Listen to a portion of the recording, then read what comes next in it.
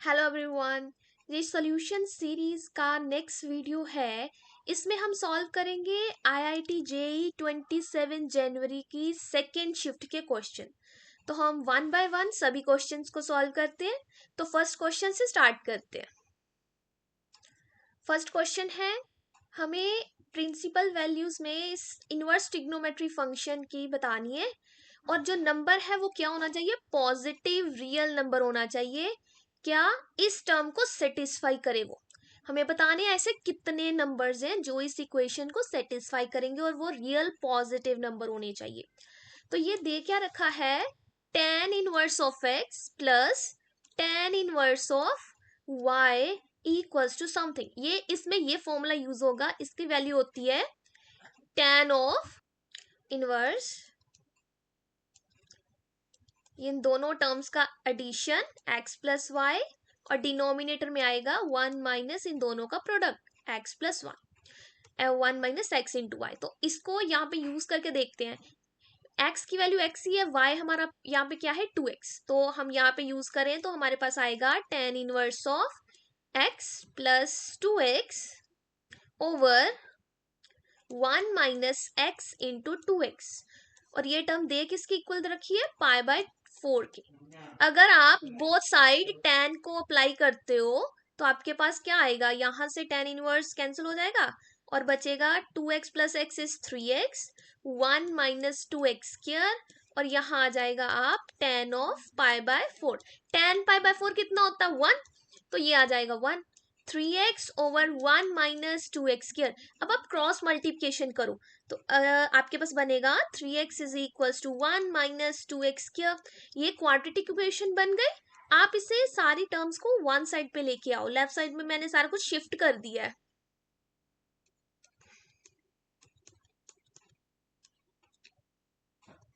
तो यहाँ पे हम क्वाड्रेटिक रूल लगाएंगे इसको सॉल्व करने के लिए। ये बनेगा x is equals to minus of 3 plus minus square root of 9 minus 4a और c ओवर 2 टाइम्स a।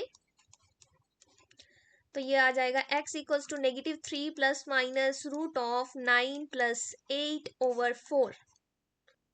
तो ये आएगा कितना, x equals to -3 plus minus root of 17 over 4। यहां से आपकी दो वैल्यूज आ रही है, -3 प्लस रूट 17 बाय 4, दूसरी वैल्यू है -3 माइनस रूट 17 बाय 4। उसने कहा था पॉजिटिव है, ये तो पूरा ही नेगेटिव टर्म है क्योंकि रूट 17 -3 से या कह लो 3 से बड़ा है। तो ये वैल्यू तो नेगेटिव हो गई, ये हमें कंसीडर ही नहीं करनी। तो हमारे पास कितनी वैल्यूज बची हैं, सिर्फ एक। तो इसका आंसर आ जाएगा फोर्थ ऑप्शन जो है 1। नेक्स्ट क्वेश्चन करते हैं। क्वेश्चन नंबर 2 है हमारे पास। हमें इसमें लिमिट निकालनी है। लिमिट उसने दे रखा है कि इसकी लिमिट आंसर आएगा 1/3 और जो अल्फा और बीटा है वो क्या होगा वो हम निकालेंगे। तो देखो जैसे ही उसने कह दिया कि लिमिट एग्जिस्ट करती है, limit x approaches to 0 exist करती है, तो अगर आप देखो तो आपका डिनोमिनेटर 0 रखने पे क्या होगा, 0 होगा। लेकिन लिमिट तो एग्जिस्ट करती है, इसका मतलब ऊपर भी न्यूमिनेटर में भी 0 बनता होगा, तभी हम वहां पे एल हॉस्पिटल रूल लगा सकते हैं। या कंटिन्यूटी की डेफिनेशन लगाने के बाद हम इसको नेक्स्ट सॉल्व करते हैं क्योंकि ये तो इनडिटर्मिनेट फॉर्म बन जाएगी। तो इसका मतलब न्यूमिनेटर में भी 0 है, डिनोमिनेटर में तो 0 बन ही रहा है कि अगर इसकी लिमिट एग्जिस्ट कर रही है। तो अगर आप डायरेक्ट 0 रखो तो न्यूमिनेटर आपका बनेगा क्या, 3 plus 0 plus beta plus log 1 is 0 और ये आपका 0 आना चाहिए। तो यहां से आपका बीटा की वैल्यू क्या आ गई, बीटा आ गया -3। ऑल राइट, बीटा -3 आ चुका है। अब आप क्या करो, अब हमें निकालनी है यहाँ पे अल्फा की वैल्यू। तो हम बाय द प्रॉपर्टी क्या थी कि limit x approaches to 0 tan of x over x, इसकी वैल्यू होती है 1। आपके पास क्या है tan स्क्वायर x। मैं क्या कर रही हूँ यहाँ पे, मैंने डिनोमिनेटर में एक्स स्क्वायर से मल्टीप्लाई किया और एक्स स्क्वायर से किया डिवाइड। तो जो ये टर्म है ये अलग से टर्म बन जाएगी और न्यूमिनेटर एज इट इज, उसमें कुछ चेंज नहीं हुआ। बीटा की वैल्यू हम निकाल चुके हैं -3, तो वो रख देते हैं, बाकी एज इट इज वैल्यूज हम लिख देंगे। इसकी वैल्यू उसने कहा है 1/3 आएगी, तो जब हम यहाँ पे लिमिट लगाएंगे तो इसकी वैल्यू तो हो जाएगी 1। अब अपन न्यूमिनेटर में आप अगर देखोगे 0 रखने पे तो ये टर्म आ जाएगी आपकी यहाँ से 0, 3 प्लस ये भी 0 और log 1 0। तो यह इसका मतलब हम न्यूमिनेटर को डेरिवेटिव करेंगे एक बार। अगर आप एक बार डेरिवेटिव करते हो तो क्या आएगा, ये आ जाएगा alpha time cos x -3 time minus minus plus, क्योंकि डेरिवेटिव ऑफ कॉस क्या होता है, नेगेटिव साइन, तो negative sine x plus log of something का डेरिवेटिव 1 दैट थिंग, एंड उस जो टर्म लिखी है उसका डेरिवेटिव बाय चेन रूल, ये आ जाएगा। डिनोमिनेटर में देखोगे तो क्या आएगा, ये 6x आ जाएगा। तो अब 0 रख के देखो, अब भी 0 रखोगे तो ये आना चाहिए आपका 1/3। तो देखो एग्जिस्ट कर भी रहा है या नहीं, 0 रखोगे ये अल्फा आ जाएगा, ये 0 आ जाएगा, ये 1/6 और ये फिर से 0 हो जाएगा।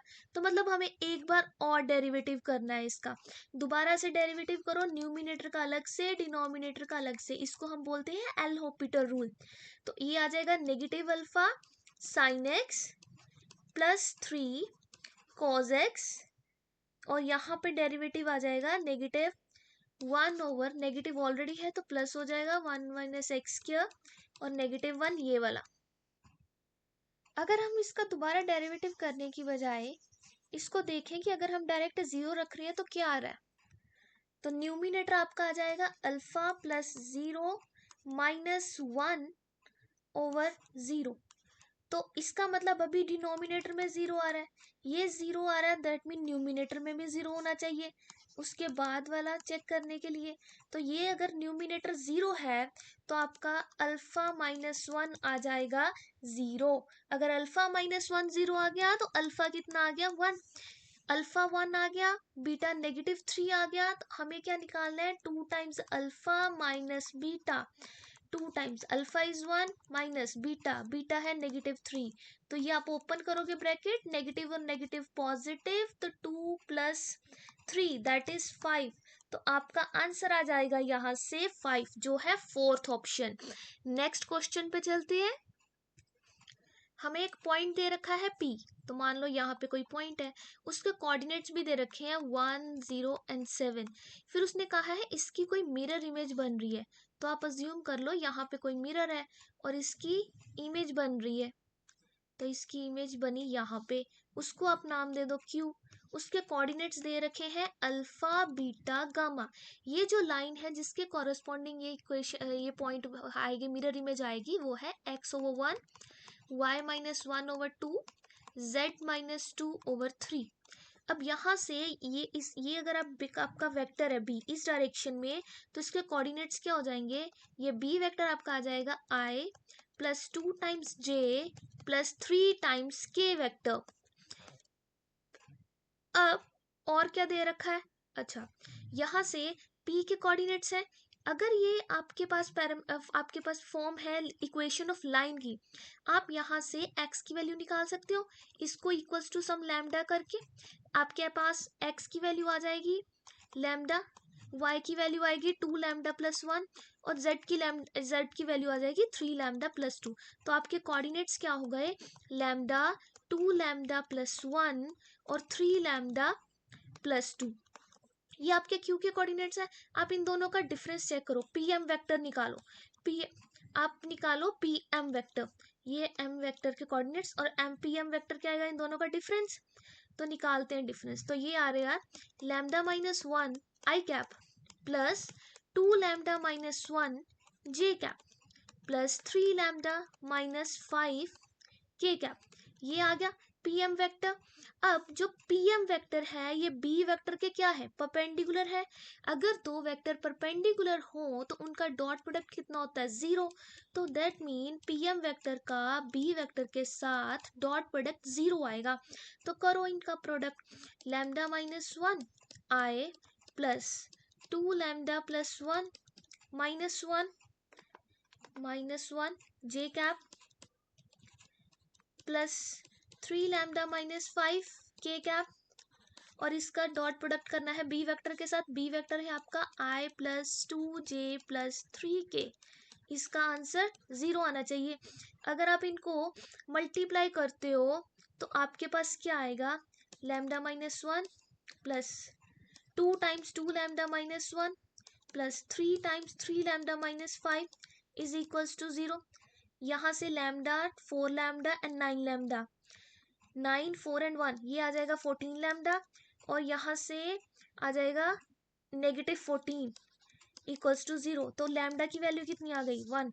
अगर लैम्डा की वैल्यू 1 आ गई है तो आपके ये कोऑर्डिनेट्स क्या बन गए, जो कोऑर्डिनेट था लैम्डा 2 लैम्डा प्लस 1 वो अब कोऑर्डिनेट्स आ चुके हैं आपके पास 1, ये आ जाएगा 1, और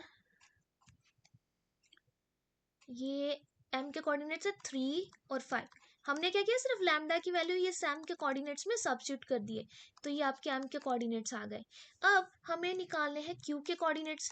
q के कोऑर्डिनेट्स ये किसके इक्वल होएगा, ये होगा 2 × m vector minus p vector. क्यों ऐसा हुआ, क्योंकि जो m है वो है mid point, because m is a mid point. Mid point होने की वजह से हम ऐसा लिख सकते हैं। तो इसको लिखते हैं q vector 2 × m vector. m vector की values i plus 2j plus 3k minus यहाँ पे 3j और यहाँ पे 5k आएगा, हमें अभी जो वैल्यू निकाली वहां से। और p की वैल्यू हमारे पास पहले थी 1 0 और 7 था, इसकी वेक्टर फॉर्म आएगी i plus 0j plus 7 times के। अभी इसको सॉल्व कर लो, सॉल्व करोगे तो 2i माइनस आई, तो ये i आ जाएगा। 6 माइनस 0 तो ये 6j आ जाएगा। 10 माइनस 7 तो ये 3 आ जाएगा। तो q वेक्टर के कोऑर्डिनेट्स आ चुके हैं, q कोऑर्डिनेट आ जाएंगे 1 6 एंड 3। दिए क्या थे, alpha beta gamma, alpha beta gamma, ये आपके पास ये वैल्यूज आ चुकी। अब उसने कहा था एक और चीज, ये जो अल्फा बीटा गामा में एंगल बना रहे हैं 2π/3 y एक्सिस के साथ, 3π/4 z एक्सिस के साथ। तो अगर एंगल बना रहे हैं तो क्या दे रखा है, डायरेक्शन को साइंस दे रखे हैं, तो दैट मीन डायरेक्शन को साइंस दे रखे हैं। डायरेक्शन को साइंस में आप कोस थीटा ही एंगल लेते हो, कोस ऑफ एंगल, एंगल कितना है 2π/3। आप इसको ब्रेक करके वैल्यू निकालो, कॉज ऑफ पाई माइनस π/3, तो ये आपके पास वैल्यू आएगी -1/2। नेक्स्ट है कॉज ऑफ 3π/4, इसको भी आप ब्रेक कर दो क्वाड्रेंट की फॉर्म में, पाई माइनस π/4, ये भी आपके पास सेकंड क्वाड्रेंट में है तो नेगेटिव वैल्यू आएगी √2। ये आपकी वैल्यू है m की, ये वैल्यू है n की। n, हमें l की वैल्यू नहीं पता। अब इसको नेक्स्ट सॉल्व करते हैं, ये आ जाएगा आपके पास l², क्योंकि इक्वेशन है l² m² प्लस n², इसकी वैल्यू आ जाएगी n। l² as it is रहने दो, m की वैल्यू है -1/2, n की वैल्यू है -1/√2। इसको ओपन करो, अगर ओपन करते हो तो l² आ जाएगा 1/4 प्लस 1/2 इक्वल्स टू 1, और यहाँ से आपके पास l² की वैल्यू आएगी 1 माइनस 1/2 दैट इज 1/4। इसको पूरा सॉल्व करके 1/4 आएगा। तो अगर यहाँ से आपकी इतनी वैल्यू आई है, l² की वैल्यू 1/4 है, तो l कितना आएगा, l² इज 1/4। तो l की दो पॉसिबल वैल्यूज है, या तो ये +1/2 हो जाएगा या ये आएगा -1/2। लेकिन आप देखो तो उसने दे क्या रखा था कि जो एक्स एक्सिस है वो एक्यूट एंगल बना रहा है। एक्यूट बना रहा है मतलब फर्स्ट क्वाड्रेंट में है, फर्स्ट क्वाड्रेंट में मतलब पॉजिटिव है, तो आपके पास l की वैल्यू आ जाएगी +½ अब हम इक्वेशन ऑफ लाइन लिख सकते हैं, तो आप लिखोगे equation of line passes through 1 6 3। तो ये आपके पास r वेक्टर, ये आ जाएगा i vector plus 6j vector plus 3k vector plus mu times your direction को साइन है वो कितना आया 1/2 i cap -1/2 j cap -1/√2 k cap. ये आपके पास इक्वेशन ऑफ लाइन आ चुकी है। हमें क्या बताना है, इनमें से कौन सी वैल्यू है ये जिसको सेटिस्फाई करेगी। तो अगर आप इसमें से डायरेक्टली ये फोर्थ ऑप्शन चेक करते हो तो क्या है, तो आपके पास फोर्थ ऑप्शन रखने पे आपके पास म्यू की वैल्यू आ जाएगी 4। जैसे म्यू 4 होता है ये सारे कोऑर्डिनेट इसको सेटिस्फाई कर जाएंगे। तो आपके पास ऑप्शन नंबर 4 इसका करेक्ट आंसर हो जाएगा। वो क्या है, 3 4 3 माइनस 2√2। मतलब आपने अगर एक भी कोऑर्डिनेट को इक्वल रखा ना, म्यू 4 आ जाएगा और वो सभी के लिए सेटिस्फाई हो जाएगा। लेकिन आप बाकी तीनों में से चेक करोगे, जो फर्स्ट 3 ऑप्शंस है वो सेटिस्फाई नहीं करेंगे। तो option number 4 is the correct answer.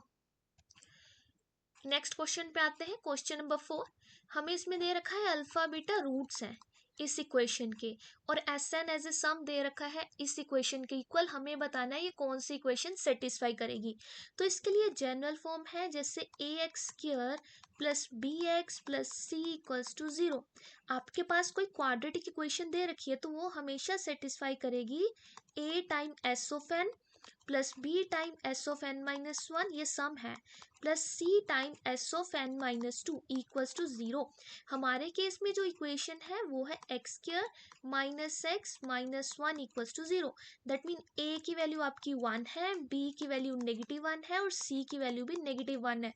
अगर आप यहाँ पे रखते हो तो आपके पास बन जाएगा S N minus S of N minus 1 minus S of N minus 2 equals to 0। हमें कौन सी वैल्यू निकालनी है, हमें एन की वैल्यू, यहाँ पे देखो आप ऑप्शंस में से मैक्सिमम है 12। तो आप अगर एन को यहाँ पे 12 फिल करते हो तो आपके पास क्या बनेगा, S of 12 minus S of 12 minus 1 minus S of 12 minus 2 equals to 0। ये आ जाएगा S12 minus S of 11 minus S of 10 equals to 0।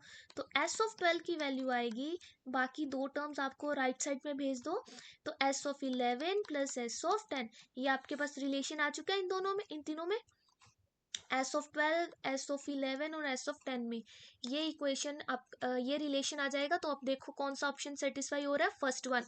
तो इसका आंसर आ जाएगा ऑप्शन नंबर 1। नेक्स्ट क्वेश्चन पे मूव करते हैं। तो क्वेश्चन नंबर 5 है, इसमें है अल्फा की वैल्यू ऐसे दे रखी है 4 फैक्टोरियल फिर उसका whole factorial divide by 4 factorial की पावर 3 फैक्टोरियल। हमें बताना है कि ये एक नेचुरल नंबर होगा या नहीं होगा। तो हम इसे थोड़ा सा एक्सपैंड करके देखते हैं। अल्फा 4 फैक्टोरियल देन इसका होल है 4 फैक्टोरियल है, और साथ में डिनोमिनेटर में है 4 फैक्टोरियल की पावर 3 फैक्टोरियल। तो देखो क्या आएगा, 4 फैक्टोरियल कितना होता है, 4 factorial is 4 into 3 into 2 into 1। तो ये 4 3 ज़ा 12, 12 2 ज़ा 24, ये आपके पास आ जाएगा 12।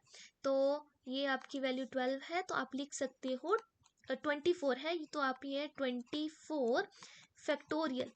नीचे देखो अब डिनोमिनेटर में 4 फैक्टोरियल ऐसे रहने दो, पावर में क्या है 3 फैक्टोरियल।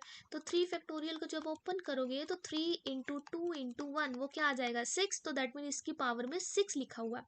अगर आप इसको स्टेटमेंट में लिखना चाहो तो ये क्या है, हमें 24 ऐसे डिफरेंट थिंग्स हैं या 24 ऐसे डिफरेंट ऑब्जेक्ट्स हैं जिसे हमें 6 पर्सन्स में डिस्ट्रीब्यूट करना है, लेकिन हर किसी के पास 4 ऑब्जेक्ट्स आने चाहिए, having a 4 each number of ways to makes the group. तो ये पॉसिबल है, यस हम ऐसा कर सकते हैं, बिकॉज 6 ये जो है 24 का मल्टीपल है, तो ये एक इंटीजर ही आएगा, इंटीजर आएगा, पॉजिटिव इंटीजर ही आएगा, क्योंकि नेगेटिव का साइन ही नहीं है कहीं पे। तो अल्फा तो आपका नेचुरल नंबर से चला जाएगा, तो ये फर्स्ट ऑप्शन गया और फोर्थ ऑप्शन गया। अब बीटा पे बात करते हैं। बीटा इज 5 फैक्टोरियल देन इसका होल फैक्टोरियल। ये डिवाइड किससे हो रहा है, 5 फैक्टोरियल की पावर 4 फैक्टोरियल। 5 फैक्टोरियल कितना होता है, जैसे 5 फैक्टोरियल, तो 5 फैक्टोरियल होता है, 4 फैक्टोरियल निकाल चुके हैं, तो 4 फैक्टोरियल में से सिर्फ 5 मल्टीप्लाई करवा दो आप, तो वो आ जाएगा 120। तो ये आया 120 का फैक्टोरियल डिवाइड विद 5 फैक्टोरियल की पावर 24। इसको भी आप अगर आप इक्वेशंस में लिखने चाहो तो आप क्या लिख सकते हो कि हमने 120 डिफरेंट ऑब्जेक्ट्स को किस में डिवाइड करना है, 24 पर्सन्स में डिवाइड करना है और हर किसी के पास 5 ईच आनी चाहिए। तो ये भी पॉसिबल है क्योंकि 24 भी इसका मल्टीपल है, तो ये भी आ जाएगा एक इंटीजर। नेगेटिव साइन नहीं है कहीं भी, तो ये भी एक पॉजिटिव इंटीजर ही आएगा, जीरो तो आएगा ही नहीं। तो दैट मीन ये भी एक नेचुरल नंबर हो गया, अल्फा भी नेचुरल और बीटा भी नेचुरल। तो ऑप्शन नंबर 2 आपका करेक्ट हो जाएगा। क्वेश्चन नंबर 6 करते हैं। इसमें हमें दे रखा है पोजीशन वेक्टर है जिसके वर्टिसेस है ए बी सी। ये क्या बना रही है, ट्राइंगल। तो आपके पास एक ट्राइंगल बन रही है, उसके कोऑर्डिनेट्स या वर्टिसेस दे रखे हैं। एक वर्टेक्स है 2, -3 एंड 3, इसको आप ए मार्क कर दो। बी आपको दे रखा है 2, 2 एंड 3। सी दे रखा है -1, 1 एंड 3। तो हमें बताना है एल एक लेंथ है जो है angle bisector of A D. D क्या है, बी सी का एक पॉइंट है।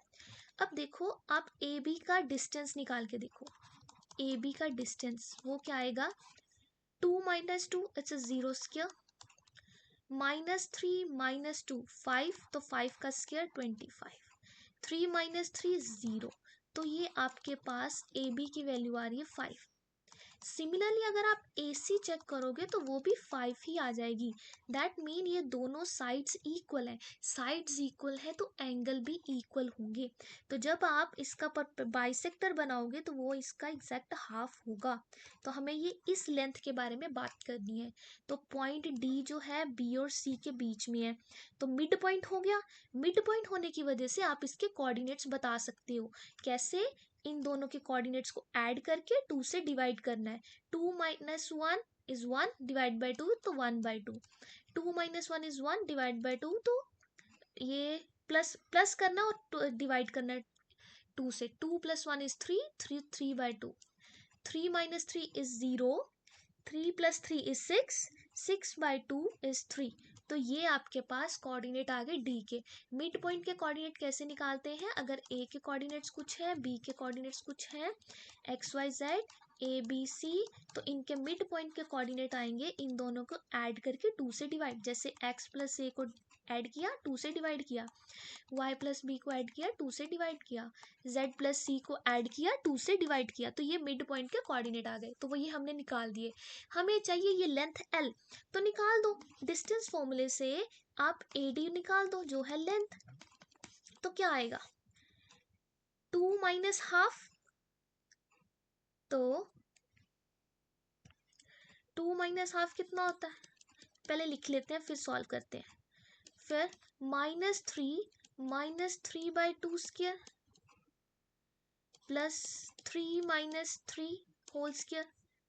करो जरा ओपन इसे, तो ये 4 - 1 3, 3 square is 9, 9/4। Next 3 × 2 = 6, -6 - 3 -9/2 it's 81/4। 3 - 3 is 0, तो 0 का स्क्वायर 0। तो ये आपके पास L है। सॉल्व करोगे तो 81 + 9 कितने होते हैं, 90, 90/4। ये 2 से कैंसिल हो जाएगा और आपके पास बचेगा 45/2। L आ चुका है। हमें निकालना है 2 टाइम L²। तो 2 time L², 2 as it is, L की वैल्यू है √45/2, इसका कर दो स्क्वायर। जो स्क्वायर करोगे तो रूट से स्क्वायर रूट कैंसिल हो जाएगा, तो 45/2। 2 से अब ये 2 कैंसिल हो जाएगा, तो क्या बचा 45। तो answer number 4, option number 4 answer आ जाएगा इस क्वेश्चन का।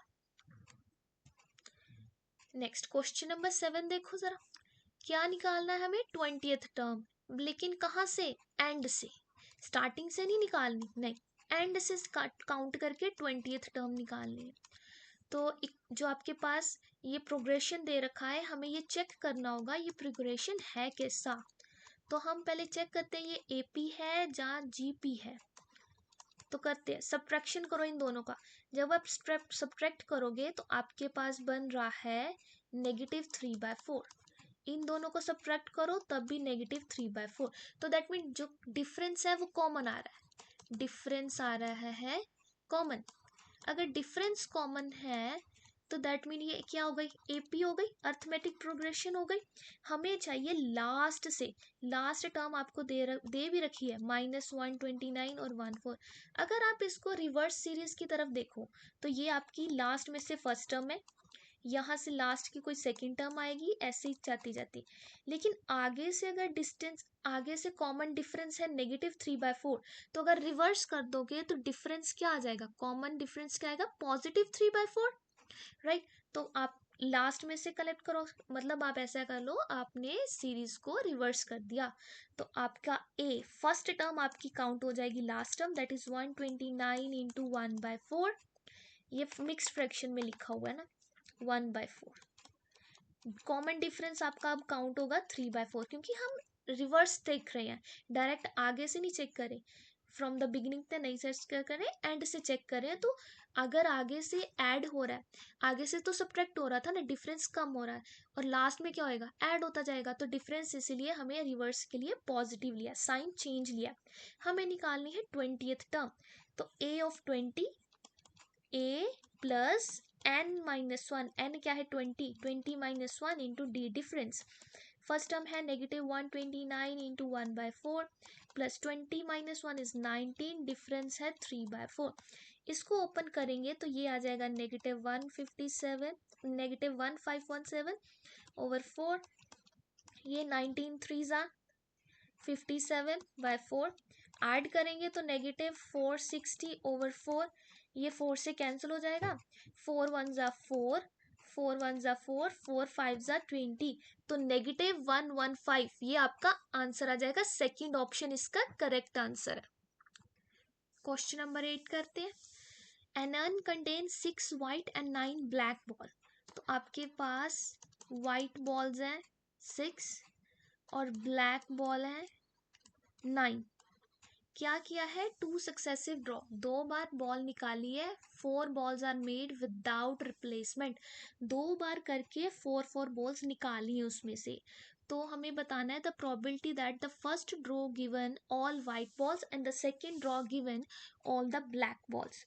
तो अगर हमें पहले के लिए चाहिए वाइट बॉल्स, पहली बार निकालनी तो 4 ही है, तो टोटल कितनी है वाइट बॉल, 6, तो 6 में से हमें 4 बॉल सिलेक्ट करनी है, तो 6C4, टोटल है कितनी, 6 और 9 15, तो 15 में से हमने 4 बॉल्स निकाली हुई हैं, बाकी कितनी बच गई 11, और नेक्स्ट ड्रॉ में हमें नेक्स्ट 4 बॉल निकालनी है जो होनी चाहिए ब्लैक, तो ब्लैक में से 4 निकाली तो 9C4, बची कितनी थी टोटल 11, तो 11C4। बस ये हमने फॉर्मूला बना लिया, अब इसको ओपन कर दो, 6 × 5 4 × 3, और नीचे है 4 3 2 1, ऐसे ही 15 14 13 12 ओवर 4 3 2 एंड 1। यहाँ देखोगे तो 9 5 9 8 7 6 4 3 2 1, डिवाइड होगा 11, सो 11 10 9 8, और ये आ जाएगा 4 3 2 और 1, ये तो कैंसिल हो रहा है डायरेक्ट। अब बाकी वैल्यूज को आप खुद से कैंसिल करो, ये जैसे 3 5 ज़ा 15, ये 5 से 5 कैंसिल, 6 1 ज़ा 6, 6 2 ज़ा 12, 2 2 ज़ा 4, ऐसे ही करके ये 2 और 17 14 कैंसिल हो जाएगा। फिर आप इसको सॉल्व करो, यहाँ से बच जाएगा आपके पास 3 3 ज़ा 9 से 9 कैंसिल, 8 से 8 कैंसिल, 2 3 ज़ा 6, 2 5 ज़ा 10, और कुछ नहीं बच रहा, 7 कैंसिल हो रहा है यहाँ से कहीं से, ये 7 यहाँ वाला इधर 7 से कैंसिल हो जाएगा। अब नेक्स्ट देखते हैं क्या बचा, एक 13 बचा है हमारे पास, 11 बचा है और 5 बचा है डिनोमिनेटर में, न्यूमिनेटर में सिर्फ 3, डिनोमिनेटर में 13 5 एंड 11 बचा हुआ है। तो अगर हम मल्टीप्लाई करें तो हमारे पास क्या आएगा, 3/715, कौन सा ऑप्शन मैच हो रहा है, थर्ड। तो आपका थर्ड ऑप्शन यहाँ से करेक्ट हो जाएगा। नेक्स्ट चलते हैं क्वेश्चन नंबर 9 पे। हमें इस इंटीग्रल की वैल्यू बतानी है इस क्वेश्चन में, तो आप इसे कंसीडर करो। हम इसको सॉल्व करें, इस इंटीग्रल को हम आई कंसीडर कर लेते हैं। So I is equals to integration from 0 to pi dx over 1 minus 2a cos x plus a square. अब इंटीग्रेशन की प्रॉपर्टी से हम जो लिमिट्स होती है वो सब्ट्रैक्ट कर सकते हैं x से। तो दैट मीन आप यहाँ लिख सकते हो 0 से पाई dx ओवर 1 माइनस 2a। ये अगर ये आई है तो आई आपका ऐसा भी लिखा जा सकता है, cos of pi minus x plus a square. ये टर्म आएगी कितनी आपकी, ये टर्म आपके पास आ जाएगी, यहाँ पे प्लस आ जाएगा बस, और ये भी आई है ये भी आई है, दोनों को कर दो ऐड, तो 2 टाइम्स आई। यहाँ क्या आ जाएगा, integration from 0 to pi dx 1 minus 2a cos x plus a square. Pi minus x कितना होता है, सेकेंड क्वाड्रेंट में गया, सेकेंड क्वाड्रेंट में कॉस नेगेटिव है तो ये पॉजिटिव हो जाएगा। तो आपके पास बनेगा 1 plus 2a cos of x plus a square. ये इतना आ गया। अब यहाँ से आप एलसीएम ले लो। जब आप एलसीएम लोगे, 0 से पाई ले लिया यहाँ से, और ये टर्म बन जाएगी 1 plus 2a cos a plus a square, minus ये प्लस में है 1 minus 2a cos x plus a square, और डिनोमिनेटर में दोनों टर्म्स मल्टीप्लाई हो जाएंगे 1 माइनस 2a। आप इसको अच्छे से मल्टीप्लाई करके देखोगे तो टर्म्स आ जाएंगी। आप 1 को और a टर्म को एक टर्म कंसीडर करो, तो 1 प्लस ए स्क्वायर हुआ, तो 1 plus a square minus 2a cos x, ये आपकी एक टर्म है। a का होल स्क्वायर नहीं है, a के ऊपर स्क्वायर है सिर्फ, तो 1 प्लस ए स्क्वायर। ऐसे ही दूसरी टर्म में भी 1 प्लस ए स्क्वायर और प्लस 2a cos a, इतना कर लिया। अब ये cos a 2a cos से ये कैंसिल हो जाएगा। अब आपके पास क्या बचा, 0 से पाई 1 और 1 2, 2a प्लस 2a और 2a, ये a प्लस a ये तो कैंसिल हो गया, a plus a 2a square, तो यहाँ से भी 2 आप कॉमन ले लो तो बचेगा 1 प्लस ए स्क्वायर। डिनोमिनेटर में आप देखोगे तो आपके पास एक फॉर्मूला टाइप बन रहा है ए स्क्वायर माइनस बी स्क्वायर का फॉर्मूला। तो ये क्या दे रखा है, आप अगर आपकी ये पूरी टर्म आपकी a कंसीडर होती है, ये पूरी टर्म आपकी b कंसीडर होती है, तो a minus b a plus b, तो उस फॉर्मूले से फर्स्ट टर्म का स्क्वायर माइनस सेकेंड टर्म का स्क्वायर, जो सेकेंड टर्म का स्क्वायर करोगे तो 4a square cos square x dx, इतना आ गया। अब ये यहाँ से हम cos स्क्वायर कॉमन ले रहे हैं, हमने cos स्क्वायर ले लिया कॉमन, तो cos स्क्वायर x कॉमन आ जाएगा। अब बाकी क्या बचा उसे देखते हैं। इसके डिनोमिनेटर में नहीं था और इसके साथ नहीं था, तो इसके डिनोमिनेटर में आ जाएगा, तो 1 अपॉन कॉस कितना होता है, सेकेंड, तो ये टर्म आएगी 1 plus a square into second square x minus 4 time a square dx। अब क्या करो, अब ये जो टर्म है 2 ओवर cos स्क्वायर x, ये cos स्क्वायर x को आप न्यूमिनेटर में लेके जाओ। अब आपके पास बन जाएगा 0 से 2, ये चल क्या रहा है 2 टाइम आई चल रहा है, ये आपका सारा 2 आई था, 2 टाइम्स आए 2 टाइम्स आए, तो 2 टाइम्स आए 0 से पाए, ये आ जाएगा 2 1 plus a square second square x over, ये टर्म एज इट इज लिख दो 1 plus a square into second square x minus 4 a square with respect to d x करनी है हमें इंटीग्रेशन।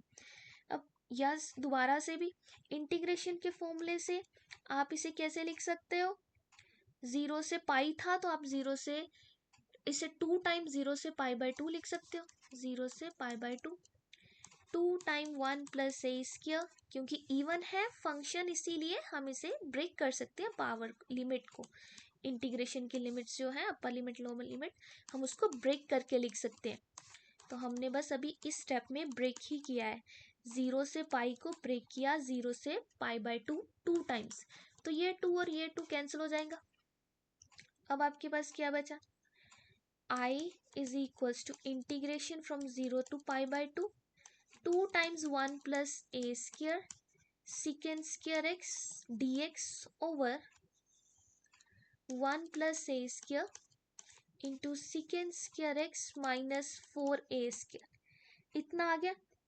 अब यहाँ से आप secant square x का फॉर्मूला लगा दो। secant square x होता है 1 प्लस tan square x, तो हम उसको रिप्लेस कर देते हैं 0 से पाई बाय 2।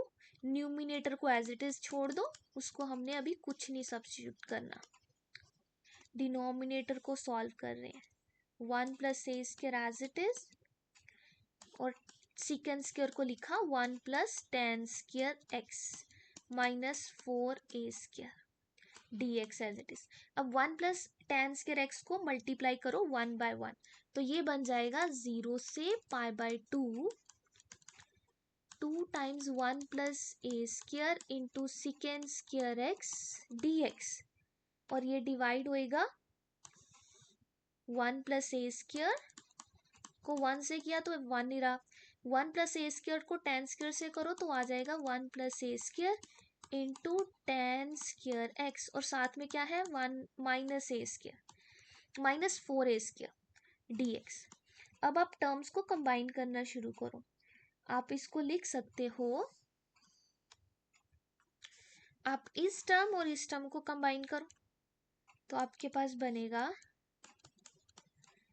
ये 2 times 1 plus a square second square x, क्योंकि जब आप इस टर्म को फर्स्ट टर्म को ओपन करोगे तो आपके पास एक टर्म आएगी 2 टाइम्स ए स्क्वायर, और इधर क्या है नेगेटिव 4 टाइम ए स्क्वायर।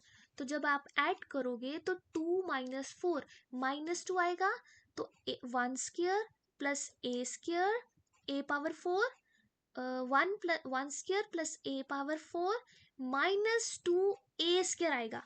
तो ये फॉर्मूला आपके पास बन जाएगा 1 माइनस ए स्क्वायर का होल स्क्वायर का फॉर्मूला, क्योंकि फर्स्ट टर्म और लास्ट टर्म को कंबाइन करके। ये सेंटर वाली टर्म एज इट इज रहेगी 1 प्लस ए स्क्वायर का स्क्वायर और tan स्क्वायर एक्स, ये इतना आ गया। अब आप कैसे कर सकते हो, अब आप डिवाइड कर दो 1 प्लस ए स्क्वायर की होल स्क्वायर से। जब आप डिवाइड करोगे तो आपके पास, क्योंकि न्यूमिनेटर में स्क्वायर वाली टर्म नहीं है तो एक टर्म बचेगी, तो 2 over 1 plus a square. Denominator में तो स्क्वायर था तो वो कैंसिल हो जाएगा ही डायरेक्ट। आप ऐसा भी कह सकते हो कॉमन ले लिया हमने, तो सिर्फ tan स्क्वायर एक्स बचा। यहाँ नेगेटिव वाली टर्म है तो आप ऐसा लिख सकते हो 1 minus a square 1 plus a square उसका होल स्क्वायर dx। इतना जब हो जाए, अब हम क्या करेंगे, अब हम करेंगे स्टार्ट करनी सब्स्टिट्यूशन। सब्स्टिट्यूशन क्या करेंगे, पुट करेंगे यहाँ पे tan x को t। अगर tan x को t सब्स्टिट्यूट किया तो second square x into d x ये हो जाएगा dt। इसमें सब्स्टिट्यूट करके देखते हैं, और लिमिट्स भी चाहिए। देखो पहले 0 थी तो t भी 0 आ जाएगी। कब, जब x 0 है। जब x आपका पाई बाय 2 है, x एक्सिस पाई बाय 2, तो t आपका क्या हो जाएगा पाई इन्फिनिटी, क्योंकि tan पाई बाय 2 कितना होता है इन्फिनिटी। तो अब आपकी लिमिट्स, इंटीग्रेशन की लिमिट्स भी चेंज हो गई 0 से infinity. 2 over 1 plus a square second square dx आपका कंबाइन होके अकेला dt बन जाएगा, और ये है T square plus 1 minus a square 1 plus a square. अब आपके पास फॉर्मूला होगा tan वाला, तो बस वहीं से लिख लो आप, वो आपकी वैल्यू आ जाएगी 2 upon 1 plus a square 1 plus a square, और यहाँ से ये इस टर्म का इंटीग्रेशन का आंसर आता है 1 माइनस 1, इस टर्म का reciprocal 1 plus a square 1 minus a square tan inverse of ये सारी टर्म, tan इनवर्स ऑफ ये t times this term, it's 1 minus a square over 1 plus a square. Limits क्या है 0 से इन्फिनिटी। जब आप इन्फिनिटी पुट करोगे तो आपके पास आएगा tan इनवर्स ऑफ इन्फिनिटी कितना होता है π/2, तो ये है सारी टर्म ये कैंसिल होके 2/1 - a² और π/2। जब आप जीरो फिर रखोगे तो वो तो सारा ही जीरो। अब ये 2 से ये भी 2 कैंसिल हो जाएगा। नेक्स्ट स्टेप में इसी में मत कर देना क्योंकि जीरो अभी लिखा हुआ है सब्ट्रैक्शन में। तो बचेगा π/1 - a²। तो चेक करो आपका कौन सा ऑप्शन मैच कर रहा है। π/1 - a², तो फर्स्ट ऑप्शन ये आपका आंसर आ जाएगा क्वेश्चन नंबर 9 में। अब क्वेश्चन नंबर 10 पे जाते हैं। तो क्वेश्चन देखो, हमें एक स्टेटमेंट दे रखी है क्वाड्रेटिक फॉर्म में, 2 time tan² theta -5 time secant theta equals to 1। क्या दे रखा है इसके पास, कह रहा है 7 सॉल्यूशंस है। किस इंटरवल में, 0 से n π/2 इंटरवल में इसके पास 7 सोल्यूशन है। तो हम पहले इसको सॉल्व करते हैं कि हम कर क्या सकते हैं। एक आपको सेकंड में दे रखा है और एक आपको tan में दे रखा है। आप तो या दोनों ही सेकंड में कन्वर्ट कर लो या दोनों ही tan में कन्वर्ट कर लो। तो हम इसमें सेकंड में कन्वर्ट कर रहे हैं। तो 2 टाइम्स tan की वैल्यू क्या होती है, tan² x is secant² x -1। तो secant² x यहाँ पे थीटा है तो -1 -5 secant थीटा -1 -1 इधर आया तो ये इक्वल्स टू 0 हो गया। अब आप फैक्टर्स बनाने की कोशिश करो। तो पहले इसे ओपन करोगे तो ये आ जाएगा इतना, ये 2 times secant² theta -5 times secant theta -3 equals to 0। अब फैक्टर्स करो, स्प्लिटिंग द मिडिल टर्म से भी कर सकते हो आप। 2 times secant² theta -6 secant theta plus secant theta -3 equals to 0। First 2 term से आप 2 टाइम्स secant थीटा कॉमन ले लो और बाकी बचेगा secant थीटा -3। यहाँ से आप +1 कॉमन ले लो तो secant थीटा -3 ये बचेगा। फैक्टर्स क्या बने, secant theta -3 2 times secant theta +1 equals to 0। First term आपकी बनी है secant थीटा -3, तो जा तो आपका secant theta -3 equals to 0। That mean secant theta is 3, that mean 1/cos theta is 3 और यहाँ से आप लिख सकते हो cos थीटा इज 1/3। एक आपका ये आंसर आया। दूसरा आप चेक करो, वो है 2 times secant theta +1 equals to 0। 1 को दूसरी साइड भेजोगे तो -1। 2 टाइम्स secant थीटा, secant को आप 1/cos लिख सकते हो तो 2/cos थीटा इज -1। तो यहाँ से cos थीटा आ गया -2। कभी cos थीटा की वैल्यू -2 हो सकती है किसी थीटा के लिए, नो यहाँ से आपको कोई सॉल्यूशन नहीं मिलेगा। तो डायरेक्ट एक ही है जिसमें cos थीटा है इक्वल्स टू 1/3। हम क्या करेंगे, हम ग्राफ ड्रॉ करेंगे दोनों का। एक तो ग्राफ ड्रॉ करेंगे cos थीटा का, दूसरा हम ड्रॉ करेंगे 1/3 का। तो ड्रॉ करते हैं। तो ग्राफ ड्रॉ किया हमने। जो ब्लू कलर का ग्राफ है वो cos थीटा का है, जो रेड कलर का लाइन है वो है y इक्वल्स टू 1/3 की लाइन है ये।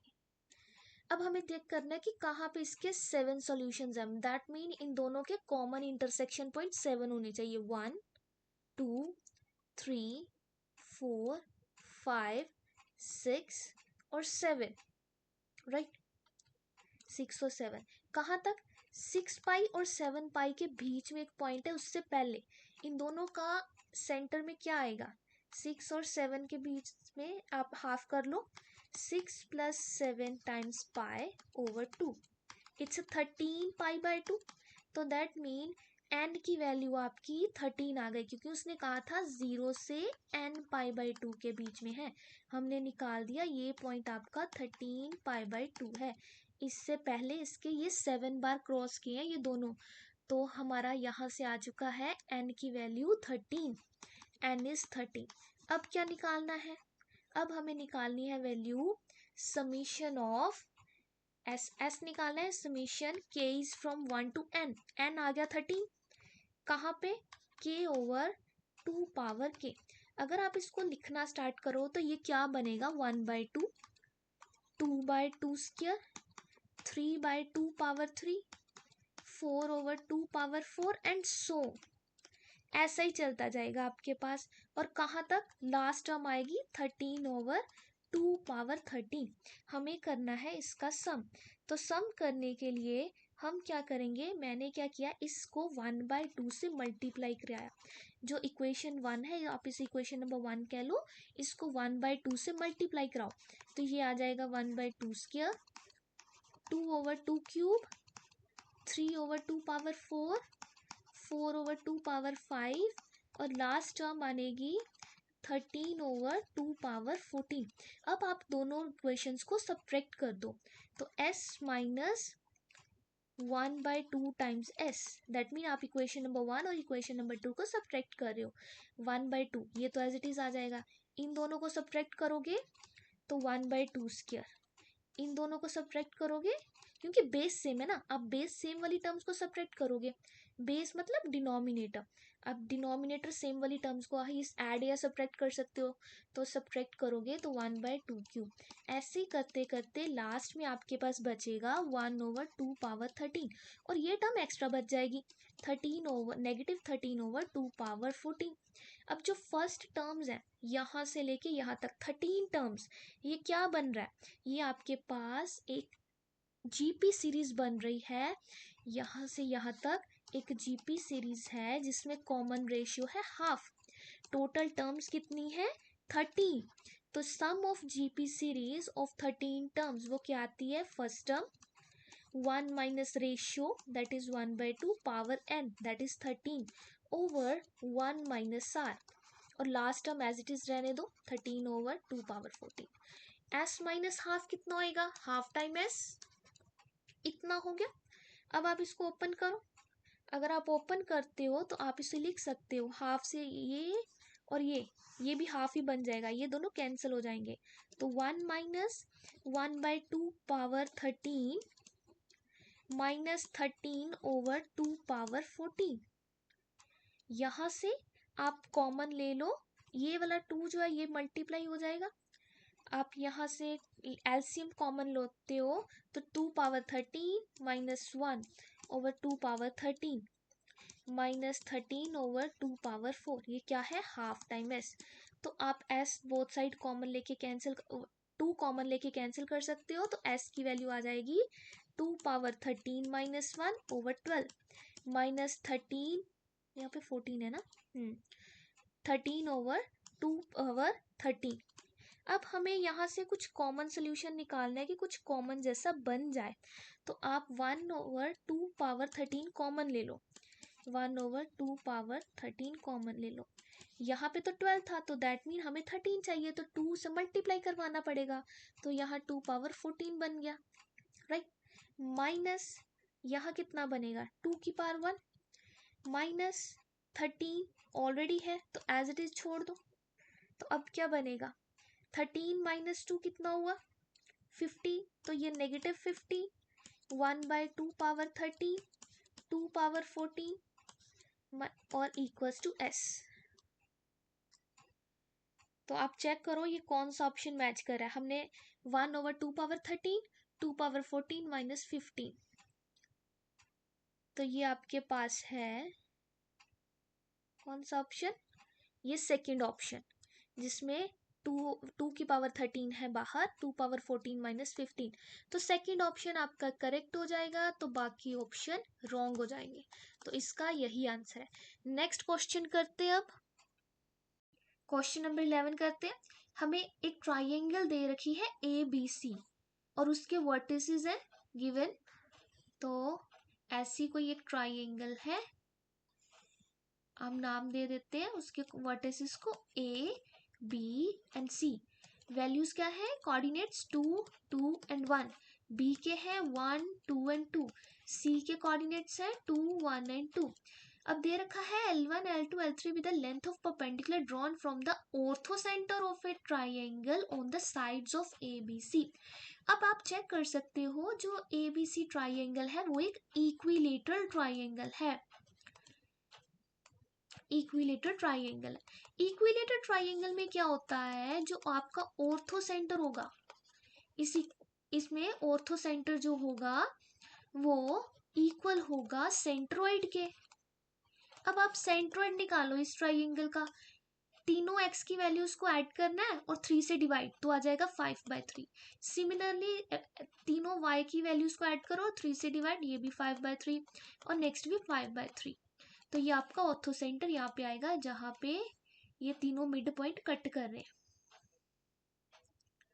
ये तीनों मिड पॉइंट ऐसे कट करते हैं परपेंडिकुलर पे, यहाँ पे ये ऑर्थो सेंटर हो जाएगा आपका। अब हमें क्या चाहिए, ए बी साइड पे हम ए बी मिड पॉइंट ले रहे हैं, एम कर रहे हैं, जो मिड पॉइंट होगा ए बी साइड में उसके कोऑर्डिनेट्स निकालो। Mid point, it's a mid point of A B. तो मिड पॉइंट कैसे निकालते हैं, वैल्यूज को ऐड करो, 2 से डिवाइड कर दो, 2 + 1 = 3, तो 3/2, 2 + 2 = 4, 4/2 = 2, 2 + 1 = 3, 3/2 = 3/2। तो ये मिड पॉइंट के कोऑर्डिनेट्स आ गए। आपको ये डिस्टेंस निकालना है L1, इसका आपका ऑर्थो सेंटर पे डिस्टेंस, यो हमने ए बी, ए सी और बी सी तीनों साइड्स के लिए निकालना है। ए बी के लिए L1 है, बी सी के लिए L2 है और नेक्स्ट के लिए L3 है। लेकिन क्योंकि इक्विलेटरल ट्राइंगल है तो ये सारे इक्वल ही आ जाएंगे, L1, L2, L3 सिमिलर ही है। तो हम क्या निकालते हैं, हम डिस्टेंस निकाल रहे हैं पहले M का O से। M का O से डिस्टेंस निकालो, डिस्टेंस फॉर्मूले से। M के कोऑर्डिनेट्स हैं, O के कोऑर्डिनेट्स हैं, तो आपके पास क्या बनेगा, 5/3 - 3/2 इसका स्क्वायर, 5/3 - 2 इसका स्क्वायर, 5/3 - 3/2 का स्क्वायर। जब आप इसे ओपन करोगे तो आपके पास बाकी बचे जाएगा 1/36, एलसीएम लेने के बाद 1/9 एंड 1/36। अब कंबाइन करो टर्म, ये आ जाएगा 2/36 और ये आ जाएगा 1/9।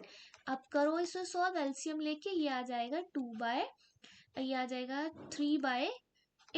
3 और 18 कैंसिल हो जाएंगे, 1/9 3 6 18, तो 1/6 आ जाएगा रूट में। L1 की वैल्यू आ गई 1/√6। तो अगर L1 इतना है तो L1 का स्क्वायर कितना हो जाएगा, 1/6। हमें क्या निकालना है, L1 square, L2 square, L3 square. क्योंकि तीनों इक्वल ही है तो हम इन तीनों को ऐड कर देंगे। जब आप ऐड करोगे तो ये 3/6 बन गया। 3/6 वैल्यू कितनी होती है, 1/2। तो 1/2 इसका आंसर आ जाएगा, फर्स्ट ऑप्शन इसका करेक्ट हो जाएगा। अब नेक्स्ट क्वेश्चन पे चलते हैं। इक्वेशन ऑफ हाइपरबोला दे रखा है और कहा है E1 क्या है, इसेंट्रिसिटी है हाइपरबोला की। इसेंट्रिसिटी का फॉर्मूला क्या होता है हाइपरबोला में, C/A, और C वैल्यू क्या होती है हाइपरबोला में, A² + B², और नीचे C एज इट इज। यहाँ में A की वैल्यू क्या है 4, तो 4² = 16, B की वैल्यू क्या है 3, 3² = 9 ओवर A है 4, तो ये आ जाएगा √25/4। तो आप कह सकते हो ये आ गया 5/4। अब दे क्या रखा था, अगर E1 इसेंट्रिसिटी है हाइपरबोला की तो E2 इसेंट्रिसिटी है पैराबोला की, इट्स फॉर द पैराबोला। अब दोनों का प्रोडक्ट दे रखा है, मल्टीप्लाई करके इसका आंसर आता है 1। E1 का है आपके पास तो E2 आप निकाल सकते हो, E2 आपके पास आ जाएगा 4/5। E2 कितना होता है, C/A। इस पैराबोला की इक्वेशन में C की वैल्यू होती है A² - B², और यहाँ पे A आपका आ गया 5 और C इसेंट्रिसिटी आपको पता है 4/5, तो यहाँ से आप निकाल सकते हो B की वैल्यू। तो जब आप B निकालोगे तो B आपका आ जाएगा 3, B3 आ गया, A आपका 5 आ चुका है। तो इक्वेशन ऑफ पैराबोला क्या बन गई, x² और इलिप्स, इक्वेशन ऑफ इलिप्स बनी है। ये मैंने पैराबोला क्यों लिखा है, ये इलिप्स की बात हो रही है, इलिप्स। तो x² / A² + y² / B² = 1। तो यहाँ पे देखो A की वैल्यू 5 तो 25, B की वैल्यू 3 तो ये आ जाएगा 9 = 1। अब क्या दे रखा था कि एक पॉइंट है जो x एक्सिस पे पास कर रही है 0,2 से।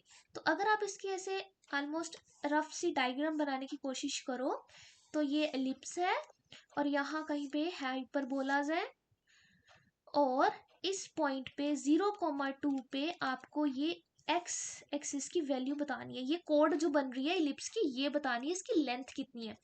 ये जो कोड है ये इलिप्स को पास करिए, इलिप्स को इस पॉइंट पे कट करिए और इस पॉइंट पे भी इलिप्स को कट करिए, मतलब इलिप्स की इक्वेशन को सेटिस्फाई करेगी 0,2। 0,2 कह लो, या ये y का कोऑर्डिनेट जो इसका 2 है वो इसको सेटिस्फाई करेगा यहाँ पे। तो y का वैल्यू 2 रखो आप इक्वेशन ऑफ इलिप्स में रखो आप y को 2। तो आपके पास एक्स स्क्र अपॉन ए स्क्र प्लस ए स्क्र की वैल्यू तो है हमारे पास, हम सीधा ही रख देते हैं ना 25, प्लस y आपका 2 है तो 2 स्क्र 4/9 इज 1।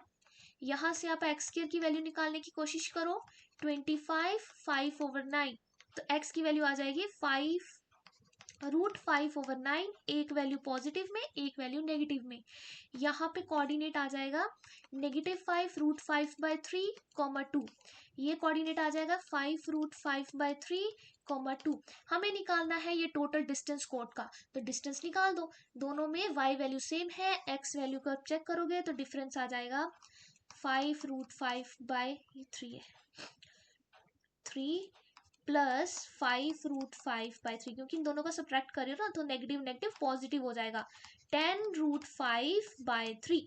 तो देखो कौन सा ऑप्शन मैच कर रहा है, फोर्थ ऑप्शन। तो हमने इसमें क्या निकाला है, हमने इसमें कॉर्ड की लेंथ निकाली है, यही उसने पूछा था, the length of the chord of ellipse parallel to the x axis. ये आपकी एक्स एक्सिस है, इसके पैरेलल है और लाइन क्या है 0,2 से पास कर रही है। तो आपका आंसर आ गया 10√5/3। तो नेक्स्ट क्वेश्चन करते हैं। क्वेश्चन है फंक्शन दे रखा है 0 से 2 के बीच में, ऐसा फंक्शन डिफाइन किया है। अब ये फंक्शन को आप ड्रॉ करके देखोगे तो आपके पास ये फंक्शन बनेगा कुछ ऐसा और ऐसा। हमें सिर्फ चेक करना है 0 और 2 के बीच में, यहाँ 0 का कहीं आ जाएगा, यहाँ कहीं पे 2 और यहाँ बीच में कहीं पे 1। तो ये फंक्शन एफ एक्स हो गया। अब दूसरा फंक्शन है जी एक्स, यो क्या है, हमें मिनिमम वैल्यू लेनी है एफ ऑफ टी की 0 के 1 के बीच में। 0 और 1 के बीच में एफ ऑफ टी की मिनिमम वैल्यू कहाँ पे आएगी, आप देखो, अगर जैसे ही 0 के पास जाएगा ये इन्फिनिट चला जाएगा, जे लेकिन 1 के पास आएगा ये वैल्यू बनेगी अराउंड 5/2। तो जैसे ये वैल्यू 5/2 बनी, कहाँ पे, ये वैल्यू 1 पे बन रही है 5/2, तो 5/2 यहाँ पे है वैल्यू।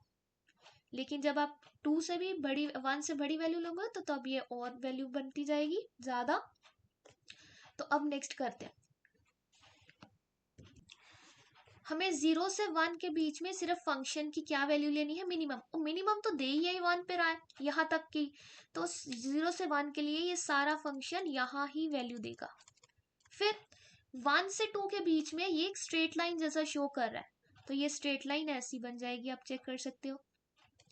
हमें चेक करना है क्या ये जो लाइन बनी, ये जो फंक्शन बना ये लाइन वाला, क्या ये कंटिन्यूस है, डिफरेंशियबल है या नहीं। कंटिन्यूस आपको चेक कर देख ही रहे हो 1 पे है, 1 पे कॉन्टिन्यूस है, तो जहां पे नॉट कंटिन्यूस लिखा है वो तो गलत हो गया, नॉट कंटिन्यूस, नॉट, ये तो गलत। अब हमें चेक करना है डिफरेंशियबल है कि नहीं, हमें सिर्फ 1 पे चेक करना है कि बात है, अगर 1 पे हो गया तो उसके बाद की कोई प्रॉब्लम नहीं है, क्योंकि 1 के बाद स्मूथ ग्राफ है, 1 से पहले भी स्मूथ ग्राफ है।